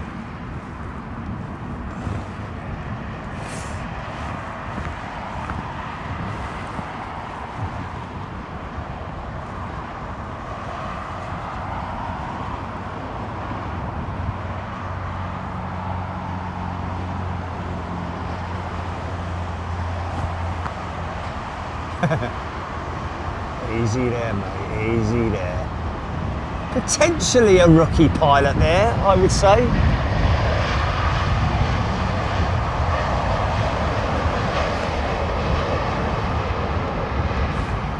Yeah, all the details are on that image, folks. By the way, all the airports that we're going to be streaming from, the dates that we're going to be there.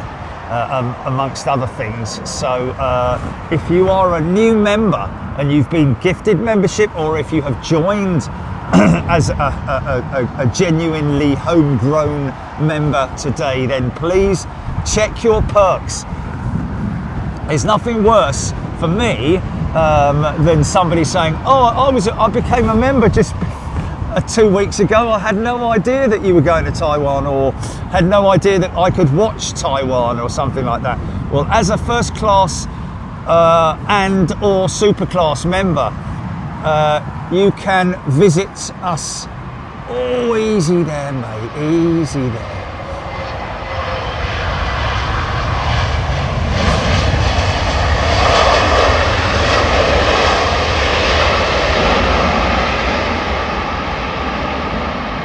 Amongst all your other perks that you need to check on your channel, have a look at that and see and look at all the perks that you get. For example, your discounts here, there and everywhere, namely on the store and at hotels. But also when we're streaming overseas at international destinations like Taiwan or Japan or Perth or Sydney or Los Angeles or Boston or whatever it might be, you get to watch that with us. Funky!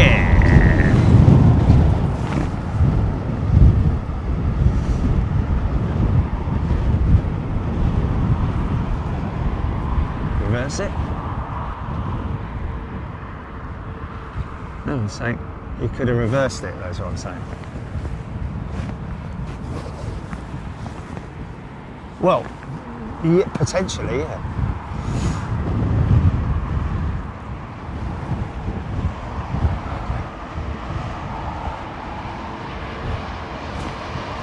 Squirrel's at it again.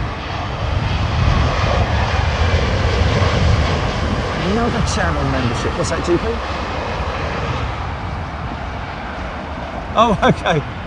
Cool. Janet and Dave Yap are brand new channel members. Janet and Dave, a very warm welcome to you both.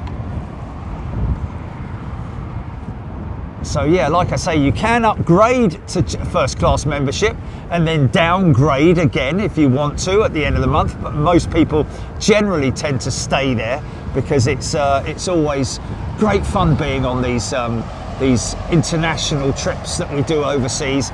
It's just members only, folks, and that's, you know, what you get for the price of, in some places, not even a large cappuccino.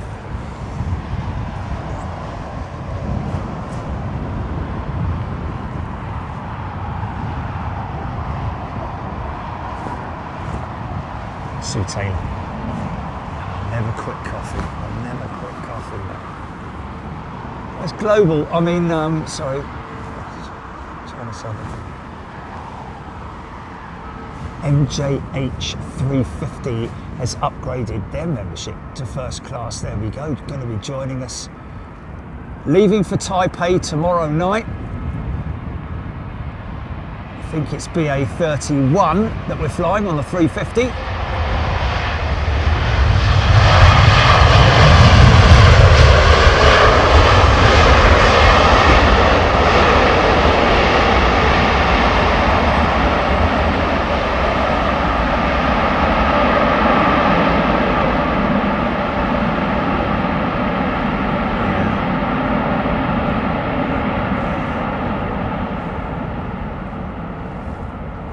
Beautifully blended wingtip, isn't it? Hello, hello.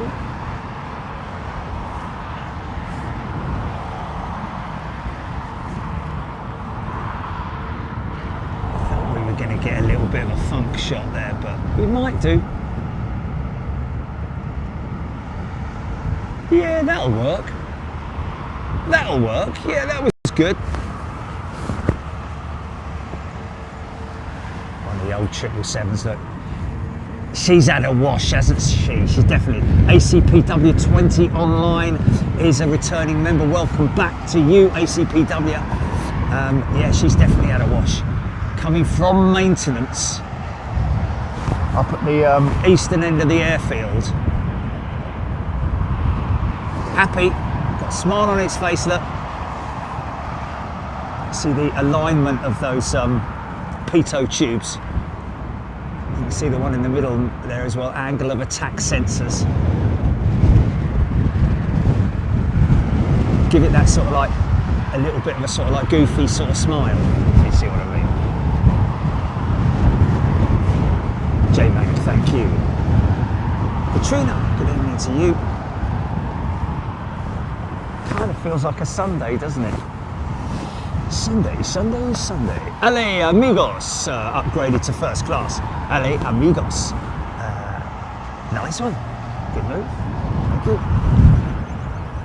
Big Roo on its way over to gate, right? Gonna walk that one out, boys and girls.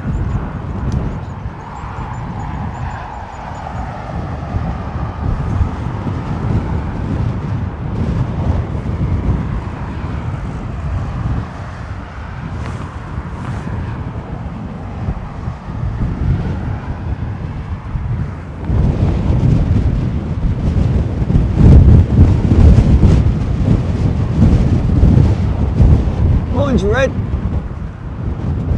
There's a big old lump in it, eh?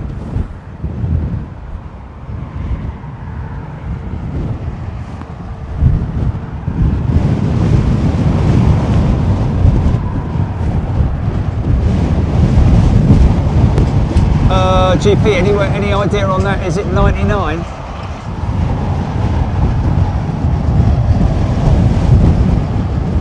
Chili? Oh, okay, went off radar apparently, okay, a little while ago. Okay, yeah, cool.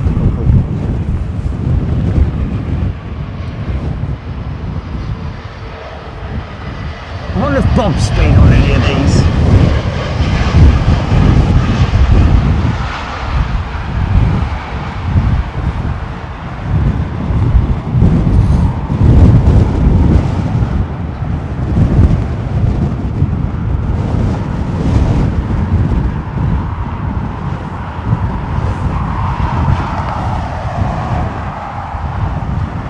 TRT GP?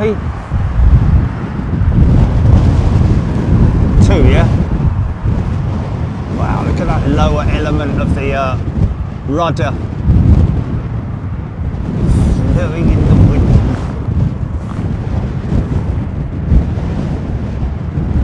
Aaron Thomas on flight radar 24. Winds say 17 knots. Tell you what, feels a lot more than that. Our APU's up and running, look.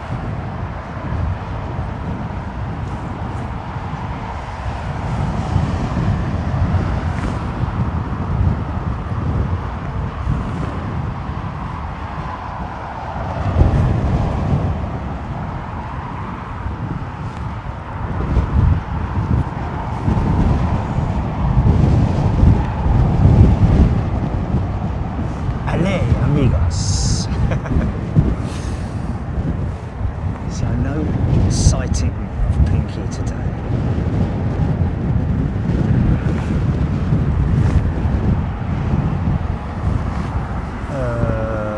Not that I'm aware of. Did it? Oh, what a long way out. Claire, too windy for Pinky. Just got the day off, maybe. Easy there, son.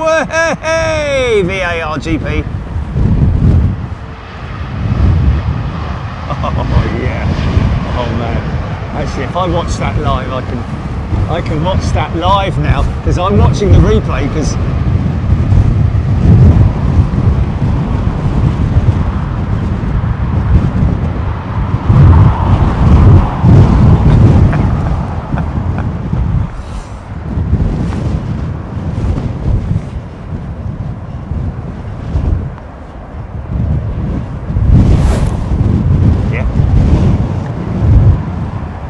Missed the right gear compression.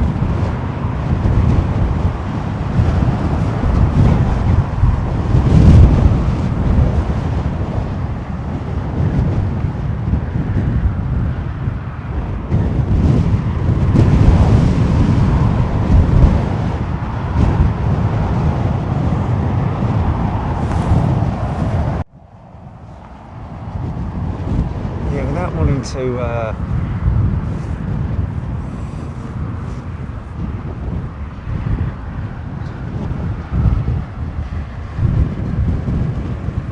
dodge. Christopher Davidson is a returning member. Welcome back, Christopher. We're looking for the Toronto flight BA99 with a flake.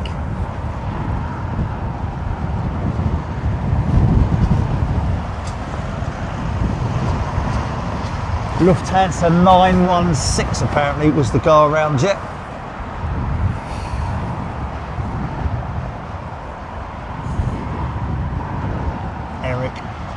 Ever flown with a Fokker? Oh, I've flown with a few Fokkers, trust me.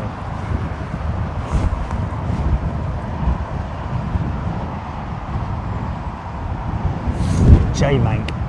I mean, don't get me wrong, you could easily, quite easily develop a triple decker, but it would just be, well, I mean, blimey, there's so many reasons why they wouldn't do it, to be honest with you.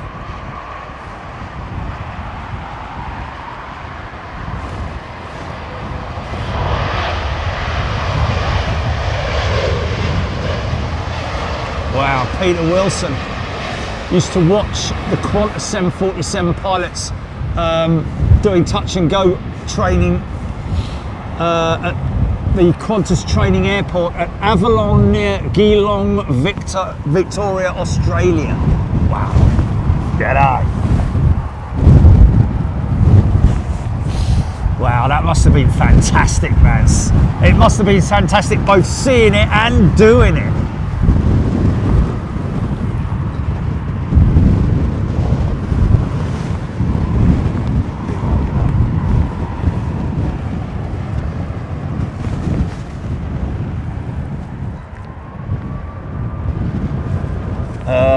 Yeah, no, Claire.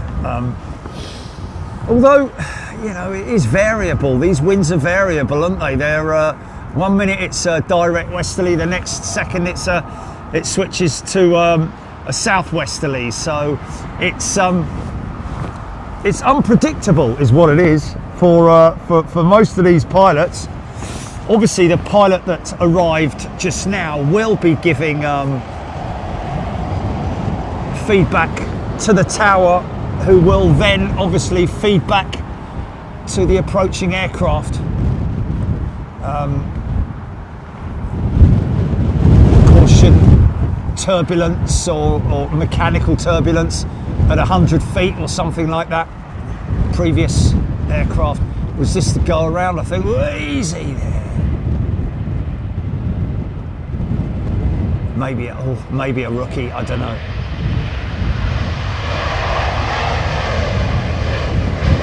I mean, I'll tell you, the lot crew. The lot crew that were at Hilton Garden Inn the other day. Blimey! The pilots look so young, man.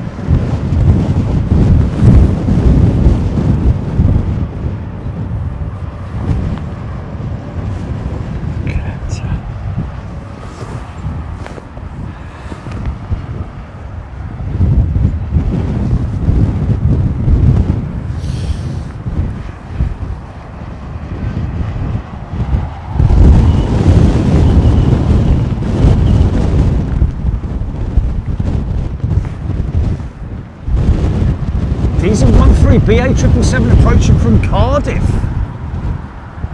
Interesting. In from maintenance at Cardiff. Wow. There's another.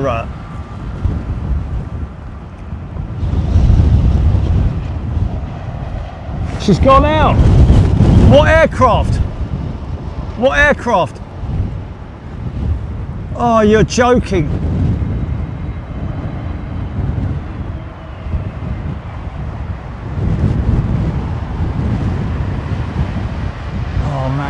That's the first time. Yeah, the 380's only just coming on radar now. Look where it is. Oh, what was his name? Dave. What was his name? Dave. Yeah, Dave, apologies. That's not down to us. Jilly was keeping an eye out for BA99 on flight radar, and unfortunately it went off. Oh, thanks, mate. Cheers, mate. Do you want a sticker, fella? Do you want a sticker? Yeah, that's not good, is it? That ain't good, mate. Yeah. Nice one, mate. Big tall lad. I didn't even need to crouch down then. He was so bleeding tall. Great big hand came up.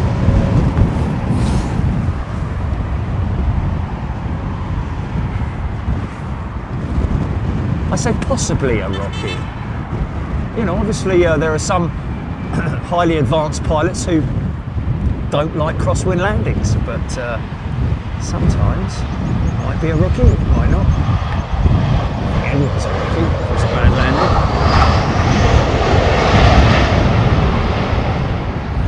CFM 56 engine.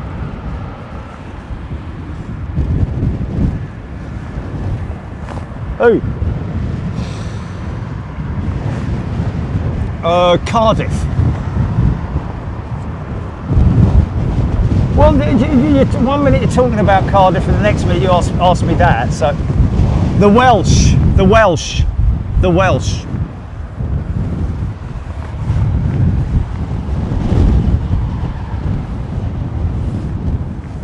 Yes, that's right.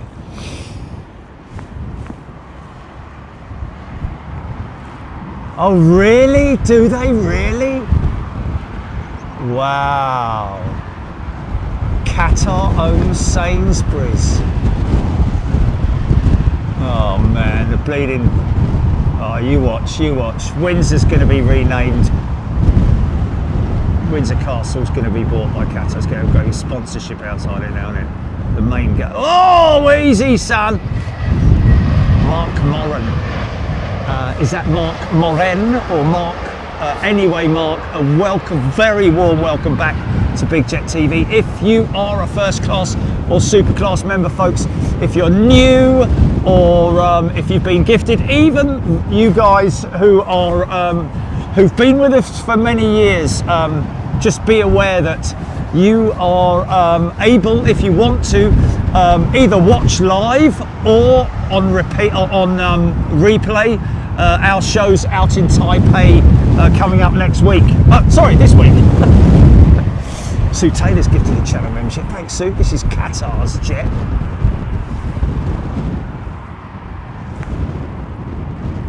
Thank you, Craig Russell.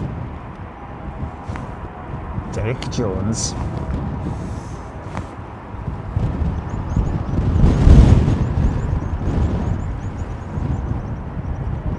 See, there's that loss, that sudden loss of lift, which catches some of these guys and girls out.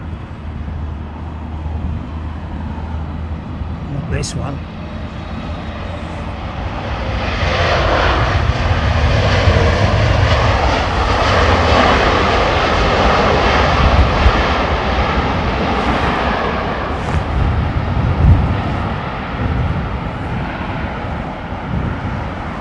funky. Stand by for a funk. Stand by for a funk. Attention, funk alert. Funk alert. Yeah. So this is a jet returning from maintenance in Cardiff. Now, generally, the maintenance in Cardiff is, well, maybe they just haven't got the room, the space available here at London, and it's just general maintenance this aircraft has undergone. But obviously they carry out a lot of heavy maintenance down at Cardiff. Excuse me. I'll name that tune in 3. Davy Dog has gifted a channel membership. Thank you, Davy Dog. And that's Nick Tucker. Nick is going to be with us, if you wish to, in Taipei this coming week. Flying out tomorrow night. We arrive in Taipei on late on Wednesday night.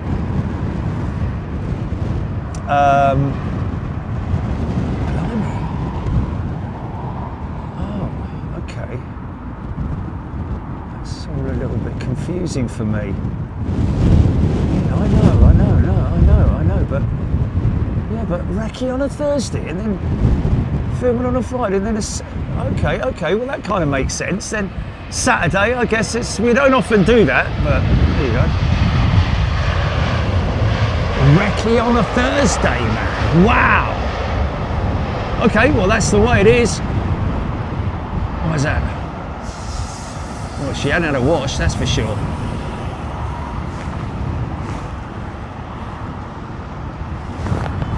Yeah. But also, that's interesting. A members show on a Saturday and a Sunday, I'm guessing. So Friday, Saturday, and Sunday. Okay, and then and a recce day on a Thursday, where we will be live. We'll always be live on the recce day, that's for sure. Okay, Logan Air. Now this is for our very own moderator, Darren, who's now a very, very proud granddad. His new granddaughter, Logan. Grandson, you just said daughter, mate.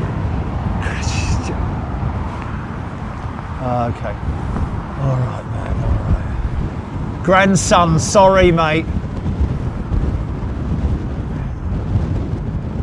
No, I know, I don't know, man. Bleeding blokes are called women's names nowadays and everything. The other way round, I met a woman called Mike the other day. I'm only joking, of course.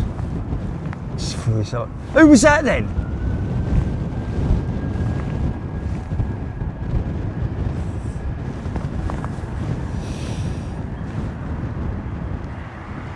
I hate shopping there anymore, Squirrel, so.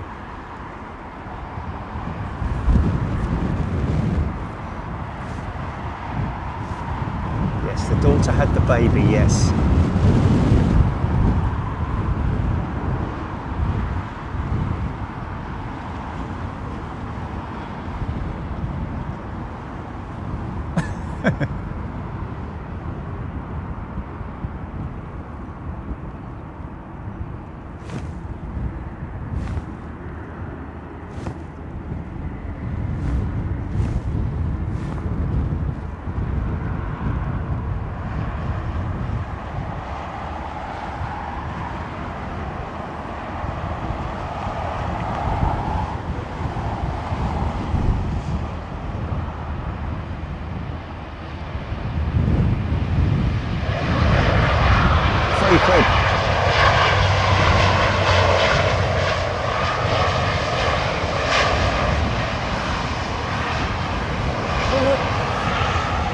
Sorry. Look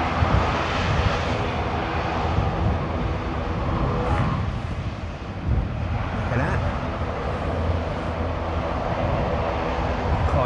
Quite nice to see that.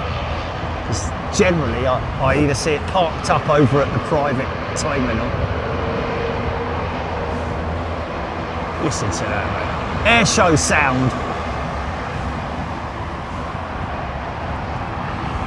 Stick that number 2 in hotel mode.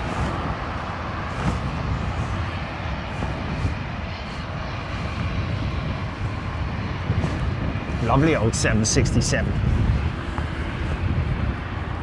No, it's cool, man. I've got my head around it now. Don't worry about it. I've got my head around it now. Yeah, that's right. Yeah. Yeah.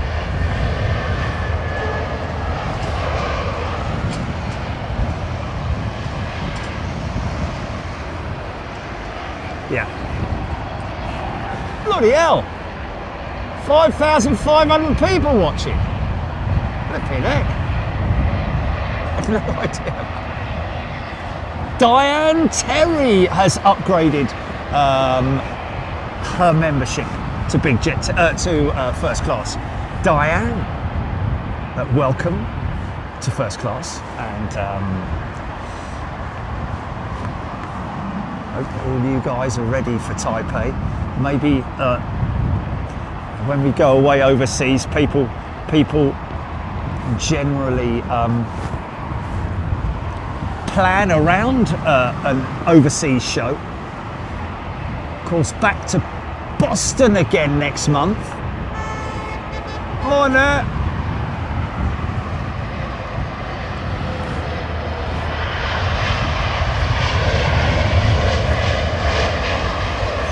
Hodgie's saying that BA777 is the second oldest BA777, 28 years old, the 49th built 777. Is that the 777-200 that just came in from Cardiff? Can't be that one. Or is it Karen O'Brien at 3 a.m. where Karen is?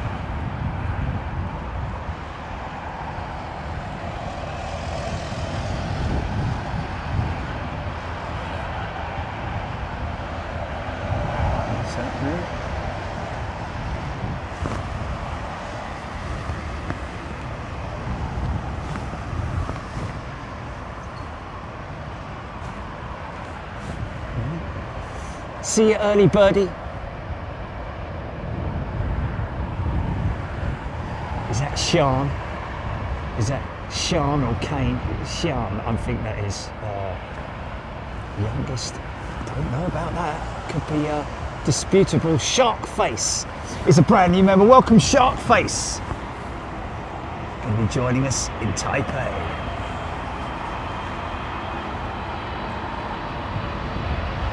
Float it, nice.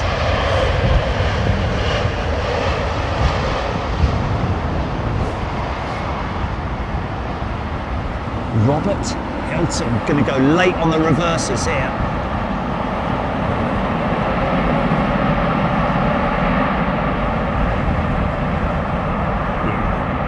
Feel the heat off those engines, man. Robert Hilton upgraded to first class membership. He's been with us 2 years. Thank you, Robert. Lovely to see you, mate. Thank you, everybody. All you wonderful people that support the channel, but also gifters, and also, of course, our channel members who've been with us for so long. We actually did look, interestingly enough, at the retention numbers for members. We can get all sorts of analytics regarding the the memberships on Big Jet TV, and I was quite blown away by the average retention, which is what was it, over a year, Jilly? Was it over a year? Was it 3 years or something like that? Just very impressed by and very humbled and honoured to know that people have stuck around with us for so long. It's because we give back what we say we're going to give back, and because we deliver value for money, really, when you think about it. That we've never changed it. We don't have any silly tiers like $25.99 and you get a tuft of Charch's hair in an envelope or something. Charchi would be bald. Come here, Charchi. Got to do your nails again.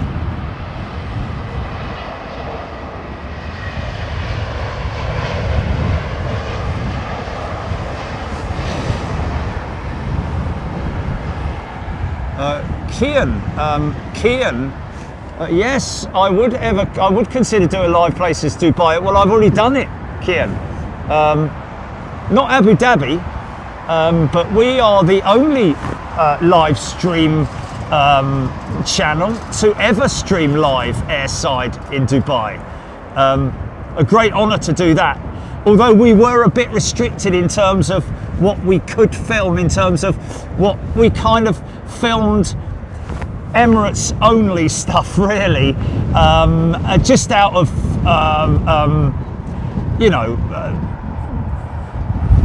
politeness, really. I mean, if you know, I'm sure that they wouldn't want us to film other operators going into Dubai, would they? They would want us to film Emirates, which isn't such a bad thing when you've got good stuff going in there, big heavy stuff.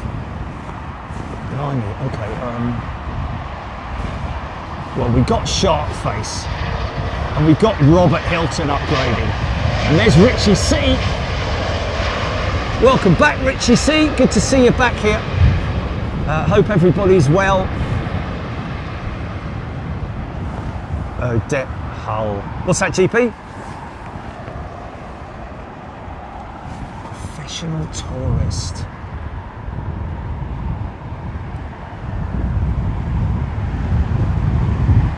Oh.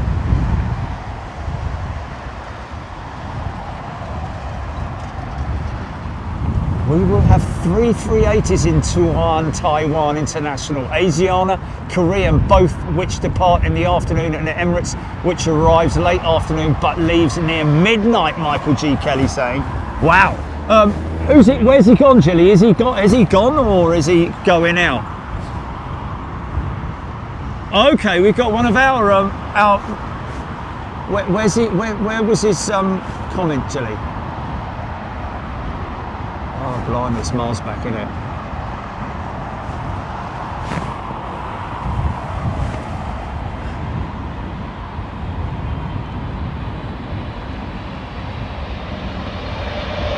Okay, well, we've got a subscriber who's a pilot with Saudi.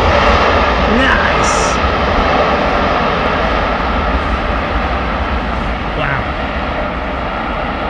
We always get a big sort of like a waft of warm air as it drifts across the airfield when the operations, when the winds are in these kind of directions. Listen to those engines whirring away. What's his name, GP? What was his name? Yeah. Okay, we've got Professional Tourist on chat who's a subscriber, and he is flying the Saudia jet, just pushing back from T4 right now. We'll see him come out. We've caught him a couple of times, or at least once, haven't we? But he contacts us, and he's one of our subscribers. Darren Dupre is a brand new member, and Darren Golding has gifted 5 channel memberships. Thanks, Darren. Really appreciate that, mate. Very much appreciated.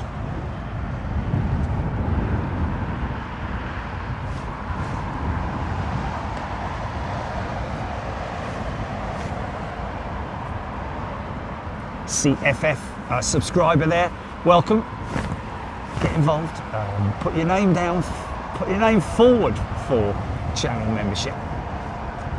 We have obviously got thousands of homegrown channel members, but if you're lucky enough, you might get gifted a membership. But what is the other humbling thing for us is that those folks that are gifted channel membership generally tend to stick around as well, which is just fantastic.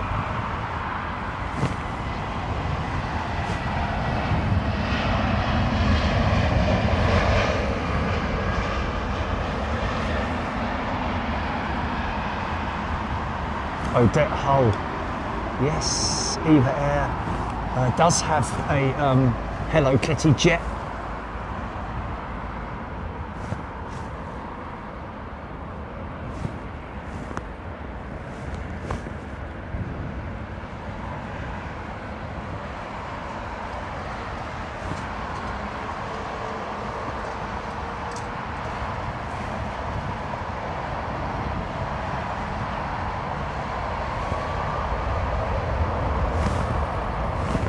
thousands.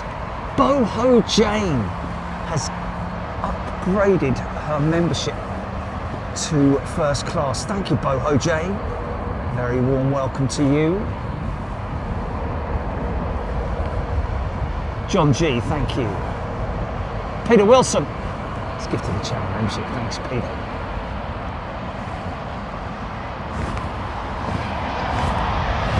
Right, well.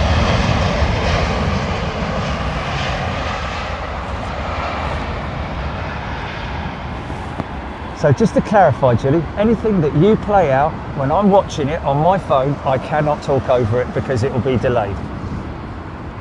Correct, right, okay, thank you. So,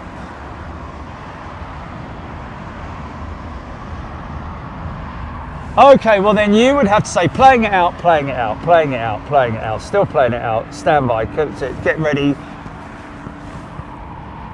No, it isn't, because we very rarely do things like that. No, no, no, no, no, no, no. I quite like that. I never really noticed the turquoise colouring dots on the Brussels jet. I like that. Trans Aero Portugal.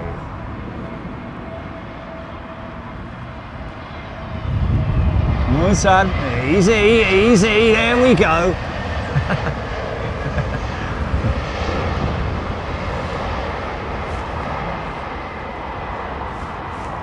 Chad Hart looking forward to Taipei. Glenn GM is a returning first class member. Welcome, Glenn. Welcome back, sorry. Okay, just a quick reminder, folks. Let me have a little look on the radar and have a look and see what's coming in. Okay, well, shall we hang tight for, it's got to be EK, innit? Shall we hang tight for EK3 GP? And that'll make we'll call it a day after that. I'm going to open up me coffee. Fraser Plank is a brand new member. Welcome, Fraser. Oh, did you see that beautiful private company jet going out? Royal Brunei's going to go up quite quick, I would have thought. She's not going to be that heavy, is she? Lovely old 767, man. Beautiful jet. Oh no, she's going quite long, man. Oh yeah, look at that.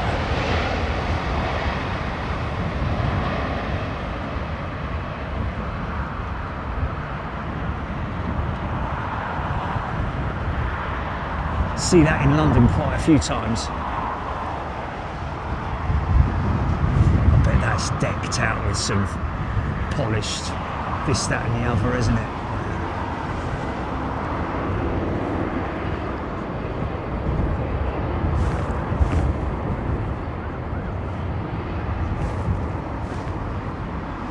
Welcome, Fraser.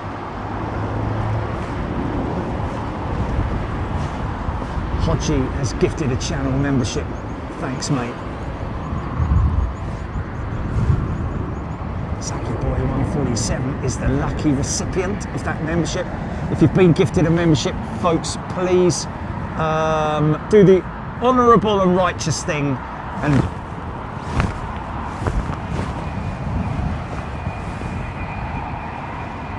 say thank you to your giftor.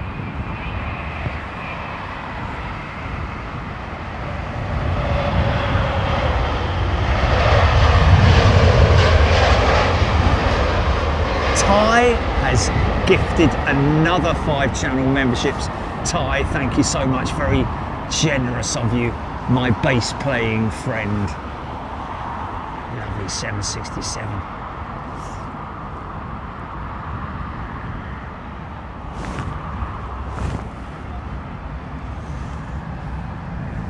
Still got quite a few things that need to be done tomorrow before we catch our flight to Hong Kong.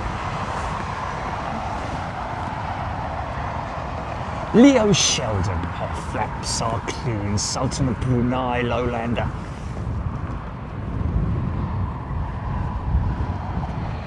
Oh yeah, it'll be fancy jazz, Jamsani.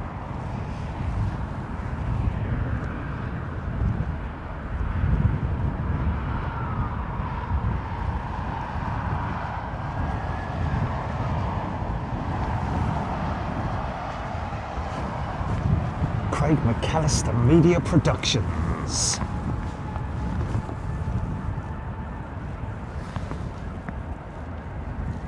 So we're looking out also for our friend from Saudi Arabian Airlines, Simon Nock, another 5-channel memberships. Wow, there's going to be a lot of people joining us in Taipei. If you fancy it, Air France's A220 in from Charles de Gaulle, I'd imagine, or they still got that Nice operation, but not with the 318 anymore. I don't know.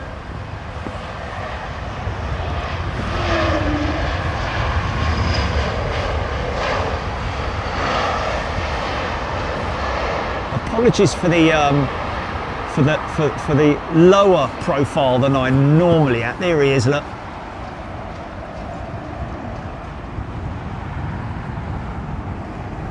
Oh, he's on the triple today, is he?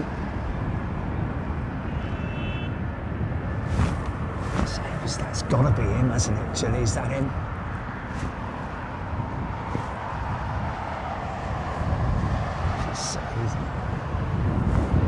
Is he exclusively on the triple, or does he switch triple and Dreamliner? He might switch. Phil Robson, 31 years old. Wow. The Sultan's jet. Flipping it. This looks like Etihad, is it? Oh no, it's the, yeah, it is. Or is it Biman? No, it's Etihad. Big chunky undercarriage on the Dreamliner, man.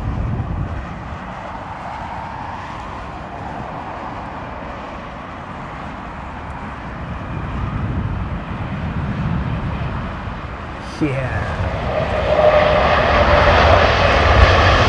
It's a Dash 10 as well. Back in the old days of the DCH, they called that the super stretch.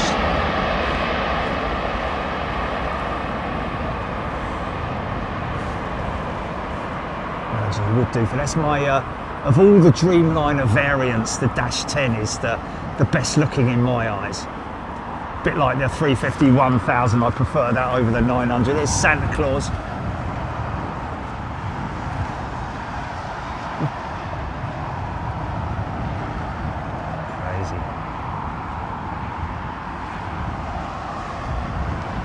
Crazy.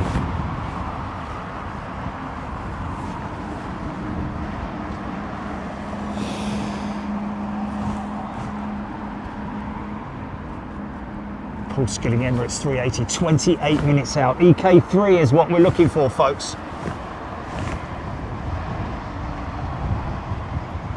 Sue Taylor.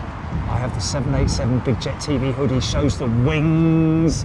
Love the hoodie, brilliant. Oh, I like my new hoodie, I've got to be honest with you, even though it's a colour that we've had in the shop since 2018. But I really like it, man, it's a great fit. Eddie Crow, welcome back, Eddie. Channel member, Eddie Crow.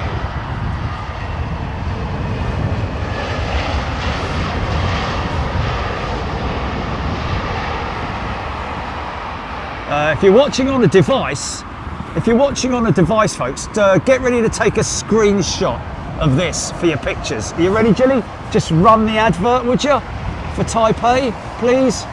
And tell me when it's running and when it's stopped. Run it for 10 seconds, please.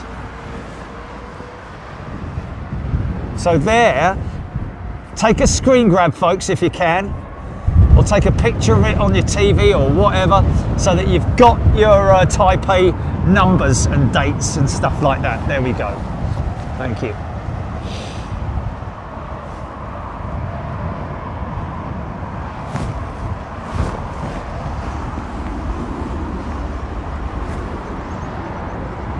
Glenn, yes, Concorde is still in the engineering compound. Going to be there for a couple more weeks, I believe. I think they should leave her there myself.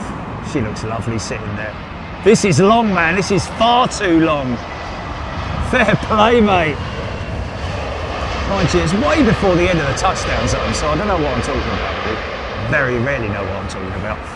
End of the touchdown zone is kind of right here, folks. You see the big white lines on the. That's the aiming point down there, which is why when I say he's long or she's long, is because that's kind of floating it all the way down to there. That's your touchdown zone, the end of your touchdown zone, where it's a case of like, okay, we're a little bit long here. We need to possibly go around. That looked very odd. That in the background there. See those two ops vehicles face to face. They look like a morphed vehicle. So many things to see. A wonderment of the airport.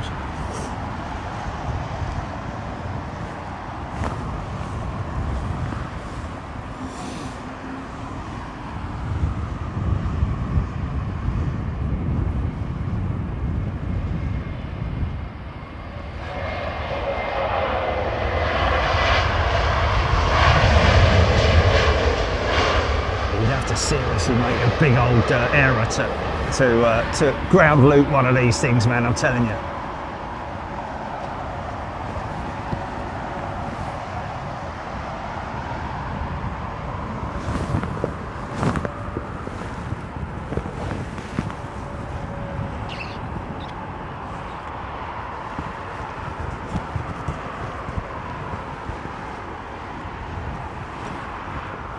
Oh, bloody hell. Well, this is what's happened there then? Have I not screwed the cap on properly? No, that was nice and tight, that was. Okay.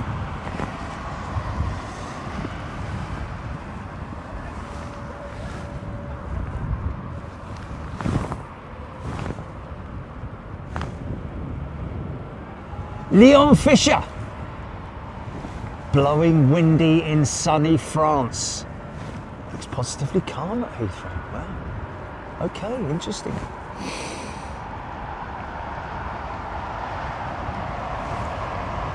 Kyo 68, we're on BA31 to Hong Kong.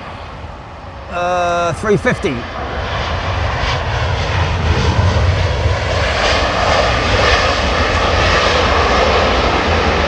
XWBC Charlie, it's the aircraft that sustained damage after being hit by a Virgin 787 in the cul-de-sac 2 years ago now. She stood around for a long... Oh, a year ago, sorry.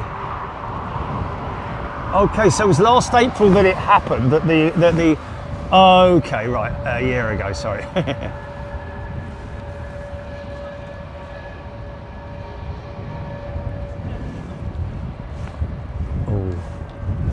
Oh, that might have been him just...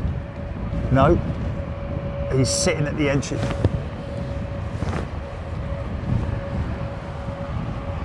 Okay, so he's behind the Q8 jet, yeah, okay.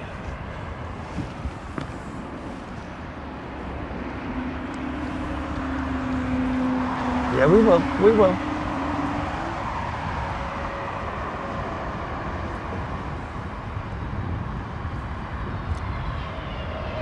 See how good the BA check-in guys are. Sometimes they're extremely helpful, other times it's not just BA either. It's ooh, go on, son. Nice. Giving the old leap a bit of a workout like that. Something we don't hear very often, that's why I pulled away from it.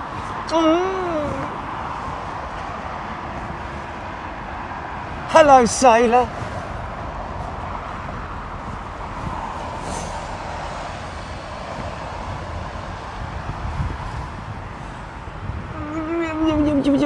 yeah, and to be honest with you, yeah, unless of course you're up on the deck with me on the recce day and it's hammering down with rain, you can go inside with, yeah, you're not going to be out in the, oh, sink rate. Yeah,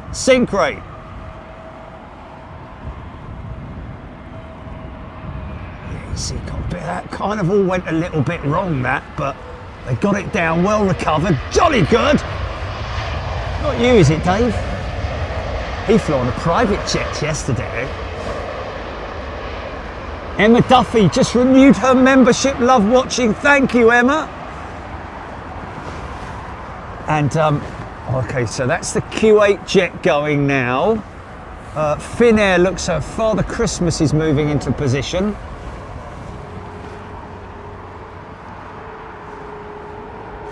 Mank Red. We do show people great places around the world, don't we? Other people tend to follow us wherever we go, but we like to say that we were the pioneers. We are the pioneers. Let's just say that, shall we?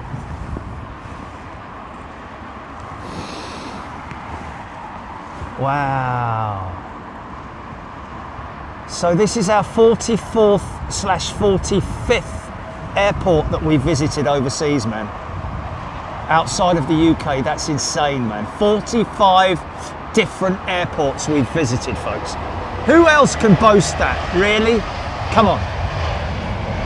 And of course, our home turf is this wonderful airport, which is London Heathrow. Yeah, wow. Another great step from Big Jet TV. 45 international airports. Wow, man.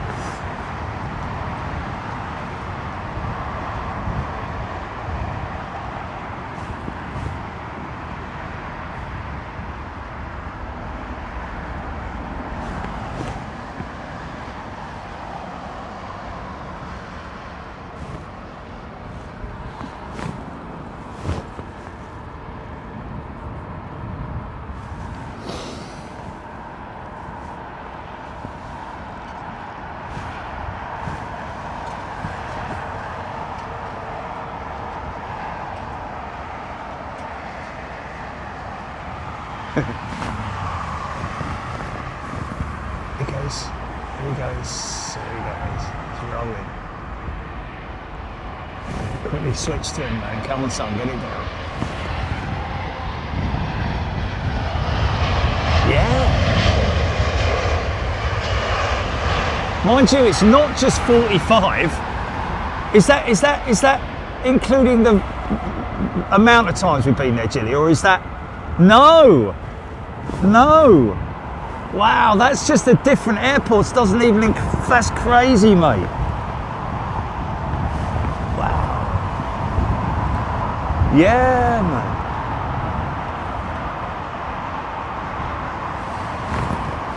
Positive rate, gear up. Actually, that isn't a very positive rate gear up, is it? That's quite interesting. We never see that, man. On the 777, I mean, obviously, that's got to be a gear-related problem. No, there it is. That's late, man. That was very late.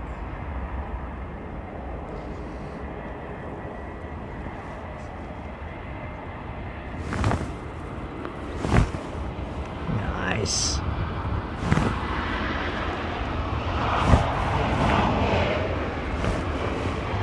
Austrian jet just made a right pig's ear of his landing. We're going to stick with our friend who's piloting that jet.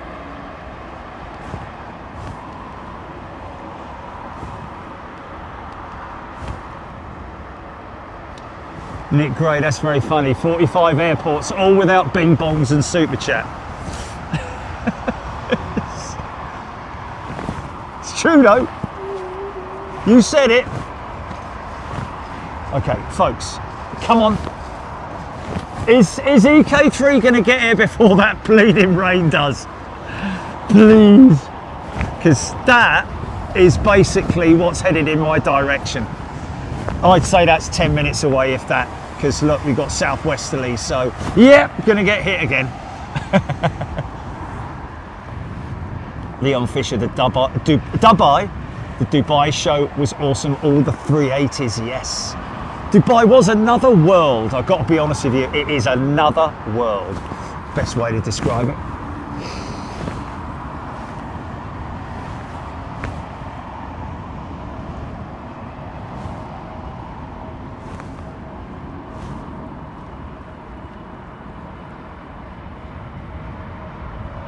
"30-foot flare."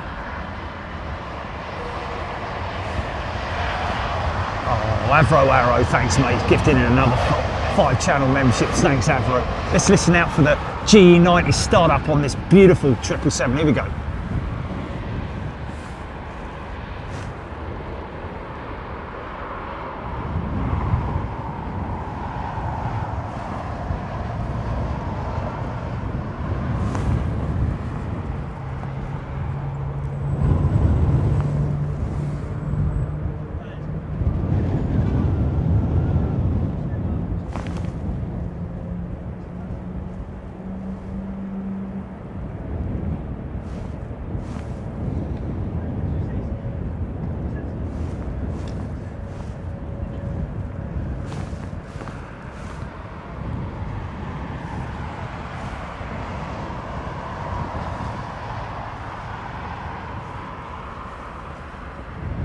Started the number 2 first.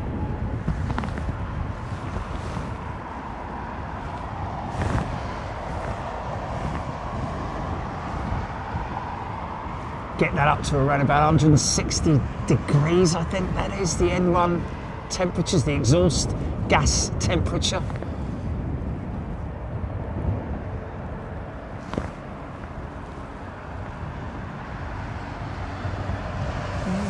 We could say theoretically we have filmed at Luton.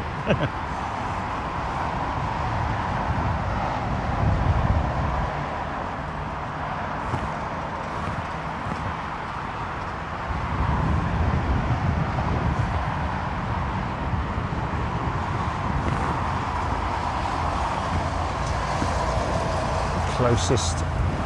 Well, yeah, probably the closest would be Louisville at the runway's edge, yeah. Literally, well, at the entry point, anyway.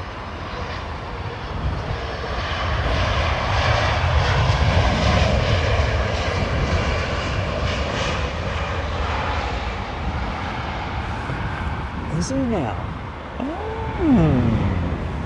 Should we reach out to the Sultan of Brunei, Jilly? Might get a trip on his 767 then. Wow, cool. Is he on LinkedIn?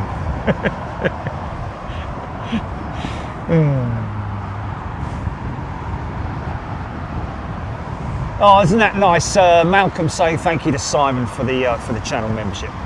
Very kind of you. I think I might take me girdle with me to Taipei. Just from me back. Look at the rain, man. Look at the rain. Look what it's flying into. Oh, I'm going to get battered. Now, there is a t-shirt that you can buy and it says on it, "For the love of aviation." What you're just about to see, folks, and witness is my love for aviation and my appreciation for aviation and you guys as well. So I'm going to get hit. EK3 update, please.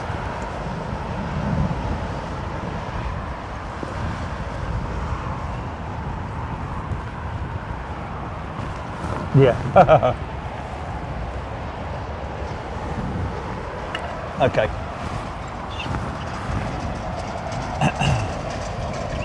Okay, Big Gaz 68 EK3 just approaching the Essex coast. EK3 north for Southend. Aaron Thomas, thanks. Well, hopefully she'll come straight in. Via Lambourne, I'd imagine.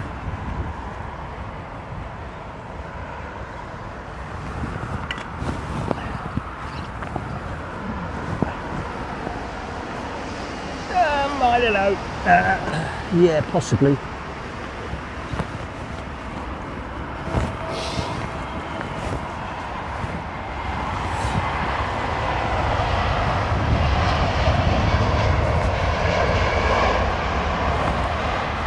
EK19 not far from EK3. What's that all about then?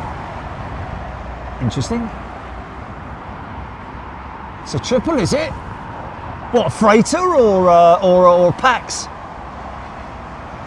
Wow, haven't seen the Emirates triple for ages, man.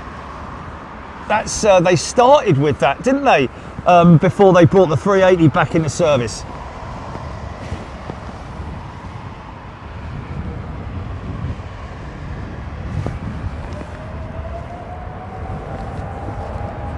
Oh, for God's sake. Aaron's obviously not got his filters on, has he? It's going somewhere else. Hello, what's that doing there like that then? Eh? That shouldn't be doing that. That should be nice and straight.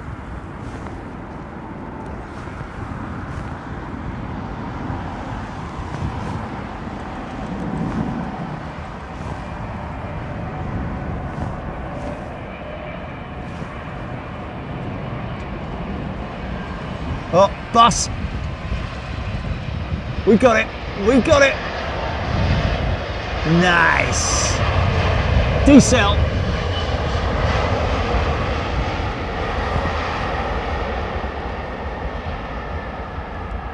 Wow. Wow, look at him just. Wow, man. Oh, well, I'm going to get hit. I'm going to get hit, like it or lump it, mate. Mind you, it's only going to be brief. There's a little bit of a doorway there, which it might just. Yeah, that's beautiful, isn't it? Isn't it beautiful to see that preset? Whilst others would run for cover, we stay out because it's you know, aviation is. The weather is always an element that brings a level of excitement to it, doesn't it? The Dean HGE90, yeah. Oh, we had a bit of a wet, funky shot there, look. Wow. Windscreen wipers are going 10 to the dozen now. Look at the water pouring off the back of that jet, man. And then before, oh, look at that. How crazy is that?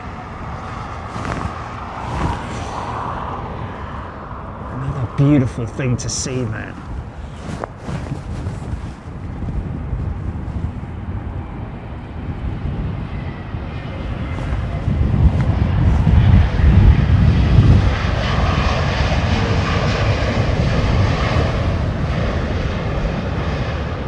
Yeah, I can feel the thrust front coming in from that cell as well.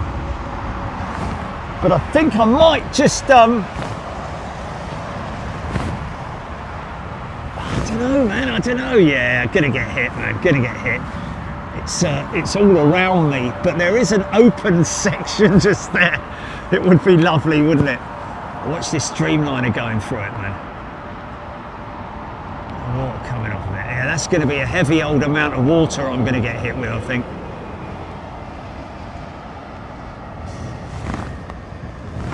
Here it comes. Wow.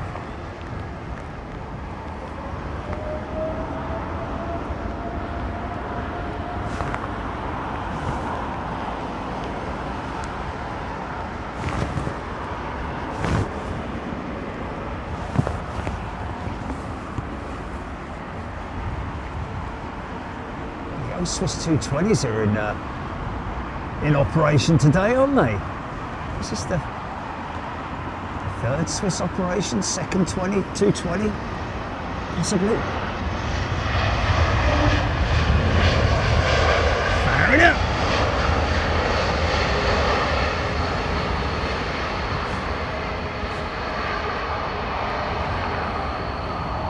God, he's trying to avoid it. Good luck with that, mate. Oh yeah, wet funk. Wow.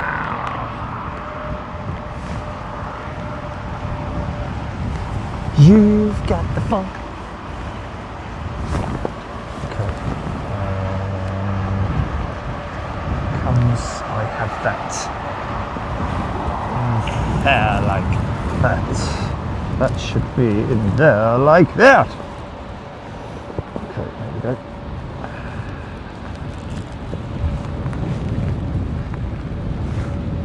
Everybody got the funk.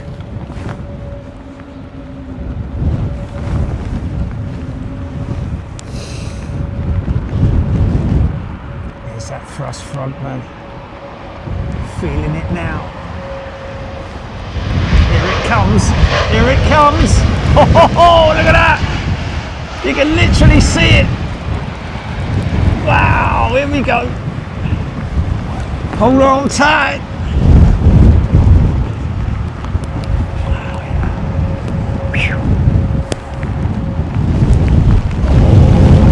Thrust front.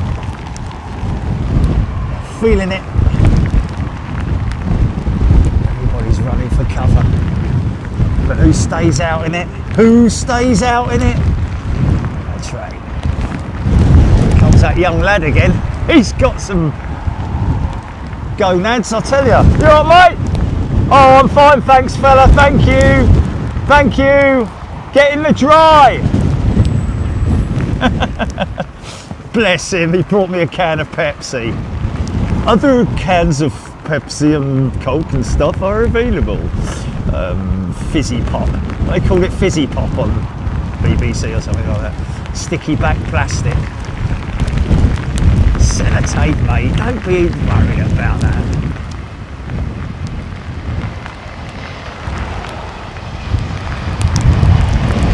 Cool, I tell you what. In terms of timing, this could be perfect for the 380 chili, mate. Because that water, this rain, should have gone by the time the Emirates jet arrives, in which case we will get some beautiful wet. Paul Faithful is a returning member. Welcome back, Paul. It's crazy how cold it gets as well, you know.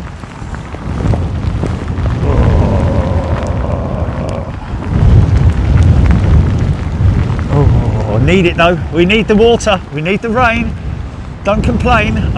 Although I would like to, I do wish I had put my waterproof socks on today because my feet are now soaking wet.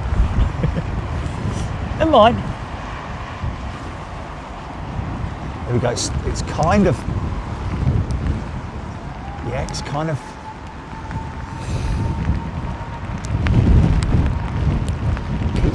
Keep waiting. A few more minutes. Let's get, actually now it's starting to go through to me legs. Oh yeah, yeah. This is a good amount of water right now. But you know, you've got to sacrifice yourself for these moments, haven't you? You're still there, Jilly? You're right. Nice and warm, yeah. Good on you. Nice and dry.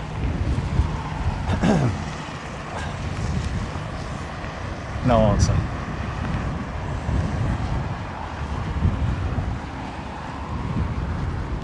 Mark Jones, 20 days before he's staying at the Renaissance Hotel. I did say that to that mother and son that came down earlier. She said, we're here because of you. We've been here a few times, blah, blah, blah, to watch the planes. And I did say, I hope you tell them at the front desk. They probably, she said they did, but the trouble is that those guys at the front desk, they're so busy that it goes in one ear and out the other, literally. Oh, thanks very much, really appreciate that.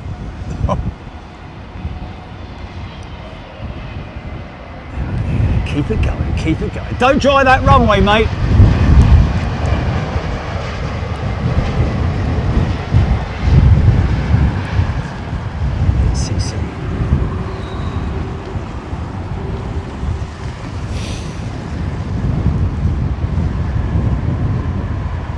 Fly with Craig, GE90s, such an amazing piece of engineering. Wonderful engine, the GE90. It's probably, you know, the most hardcore engine out there, really, isn't it? I mean, of course, I know the XWB, the Rolls-Royce Trent 10 is a real piece of kit, isn't it? In fact, it's more powerful than the G90, I'm led to believe, or maybe not actually. The 115B, 115,000 pounds. I think it's around about 100,000, 105,000 pounds on the Dash 10 engine.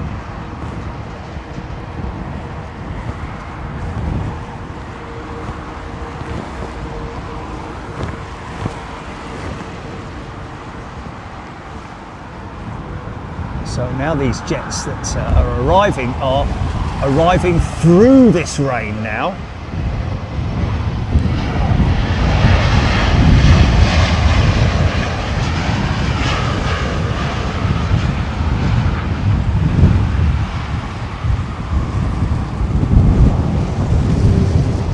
So I'll tell you what I'm going to do.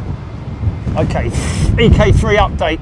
5 minutes turning about for approach J Bond. Okay, 5 minutes or miles? Can't be 5 miles. That wouldn't be on a 5 mile final, would it? That wouldn't go. Let's have a look myself. Oh no, I can't. My phone's too wet. The screen's too wet on my phone. It's not. It's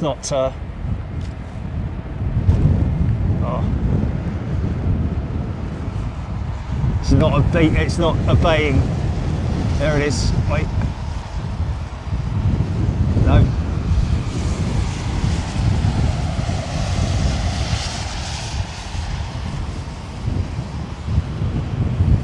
There we go.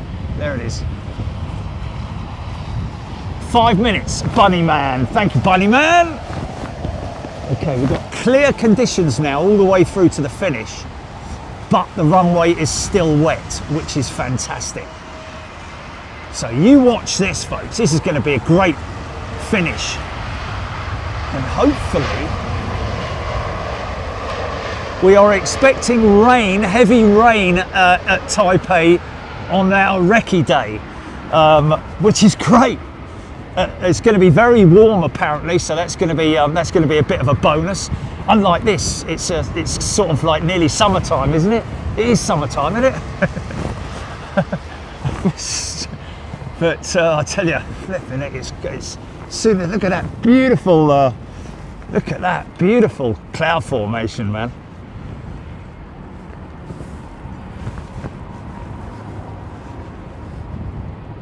"24 degrees and rain, fantastic." Eric Sauder, is it?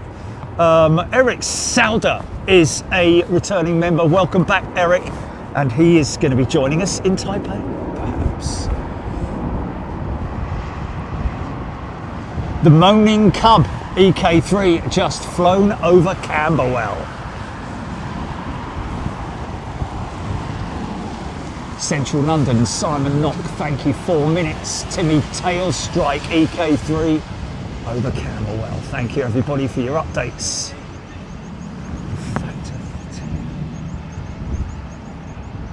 There she is.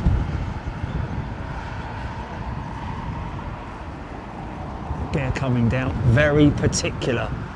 Emirates are very particular about their gear extension and flap extension, basically all the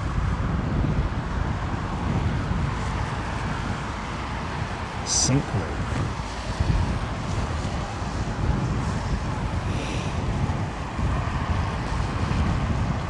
This might be some reverser action on this 350. Asiana's 350. Oh, easy, son. Easy there. Decent.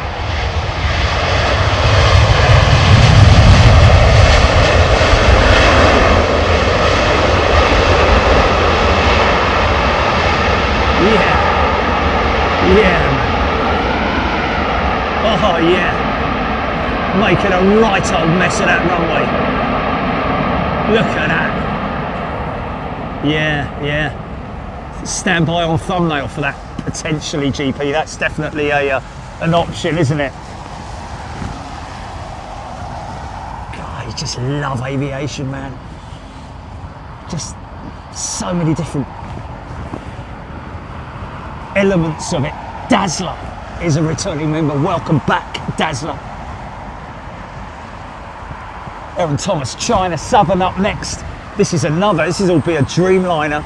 Could make a bit of noise as well. Look at that 380 literally flying through what we just experienced. So they'll have the runway in sight, even though we can hardly see that. These runway lights are so intense. You can see it 10 miles out or further.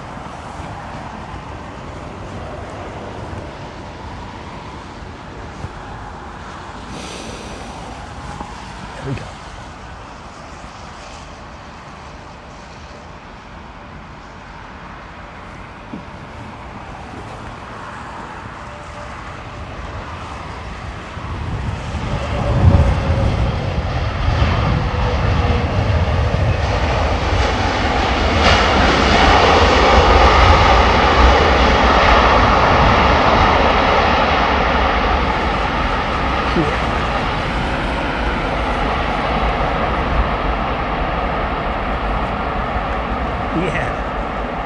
Of course, remember that the engines are basically blowing all that heat. Well, they're blowing it sideways.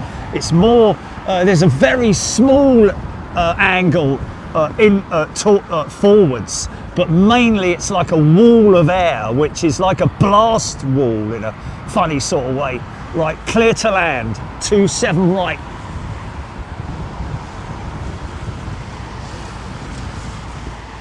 Martin Akerman Tower is giving wing gusts up to 36 knots at the moment.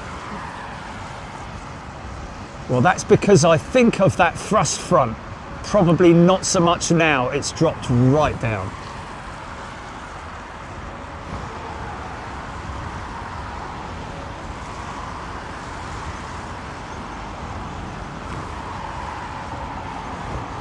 Moaning Cub upgrading to first class membership. You can do it whilst we're off air as well, folks. If you fancy jumping from premium to first class to come and watch in Taipei live with us.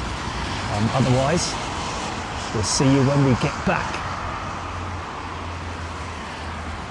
I'll be doing a waiting for a plane tomorrow. Well, me and Jilly will.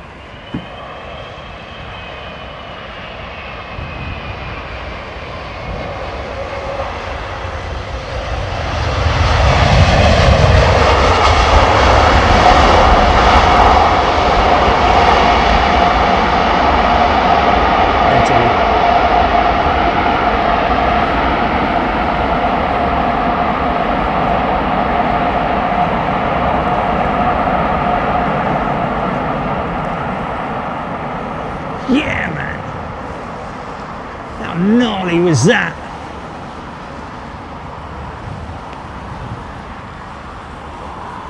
Absolutely insane, man.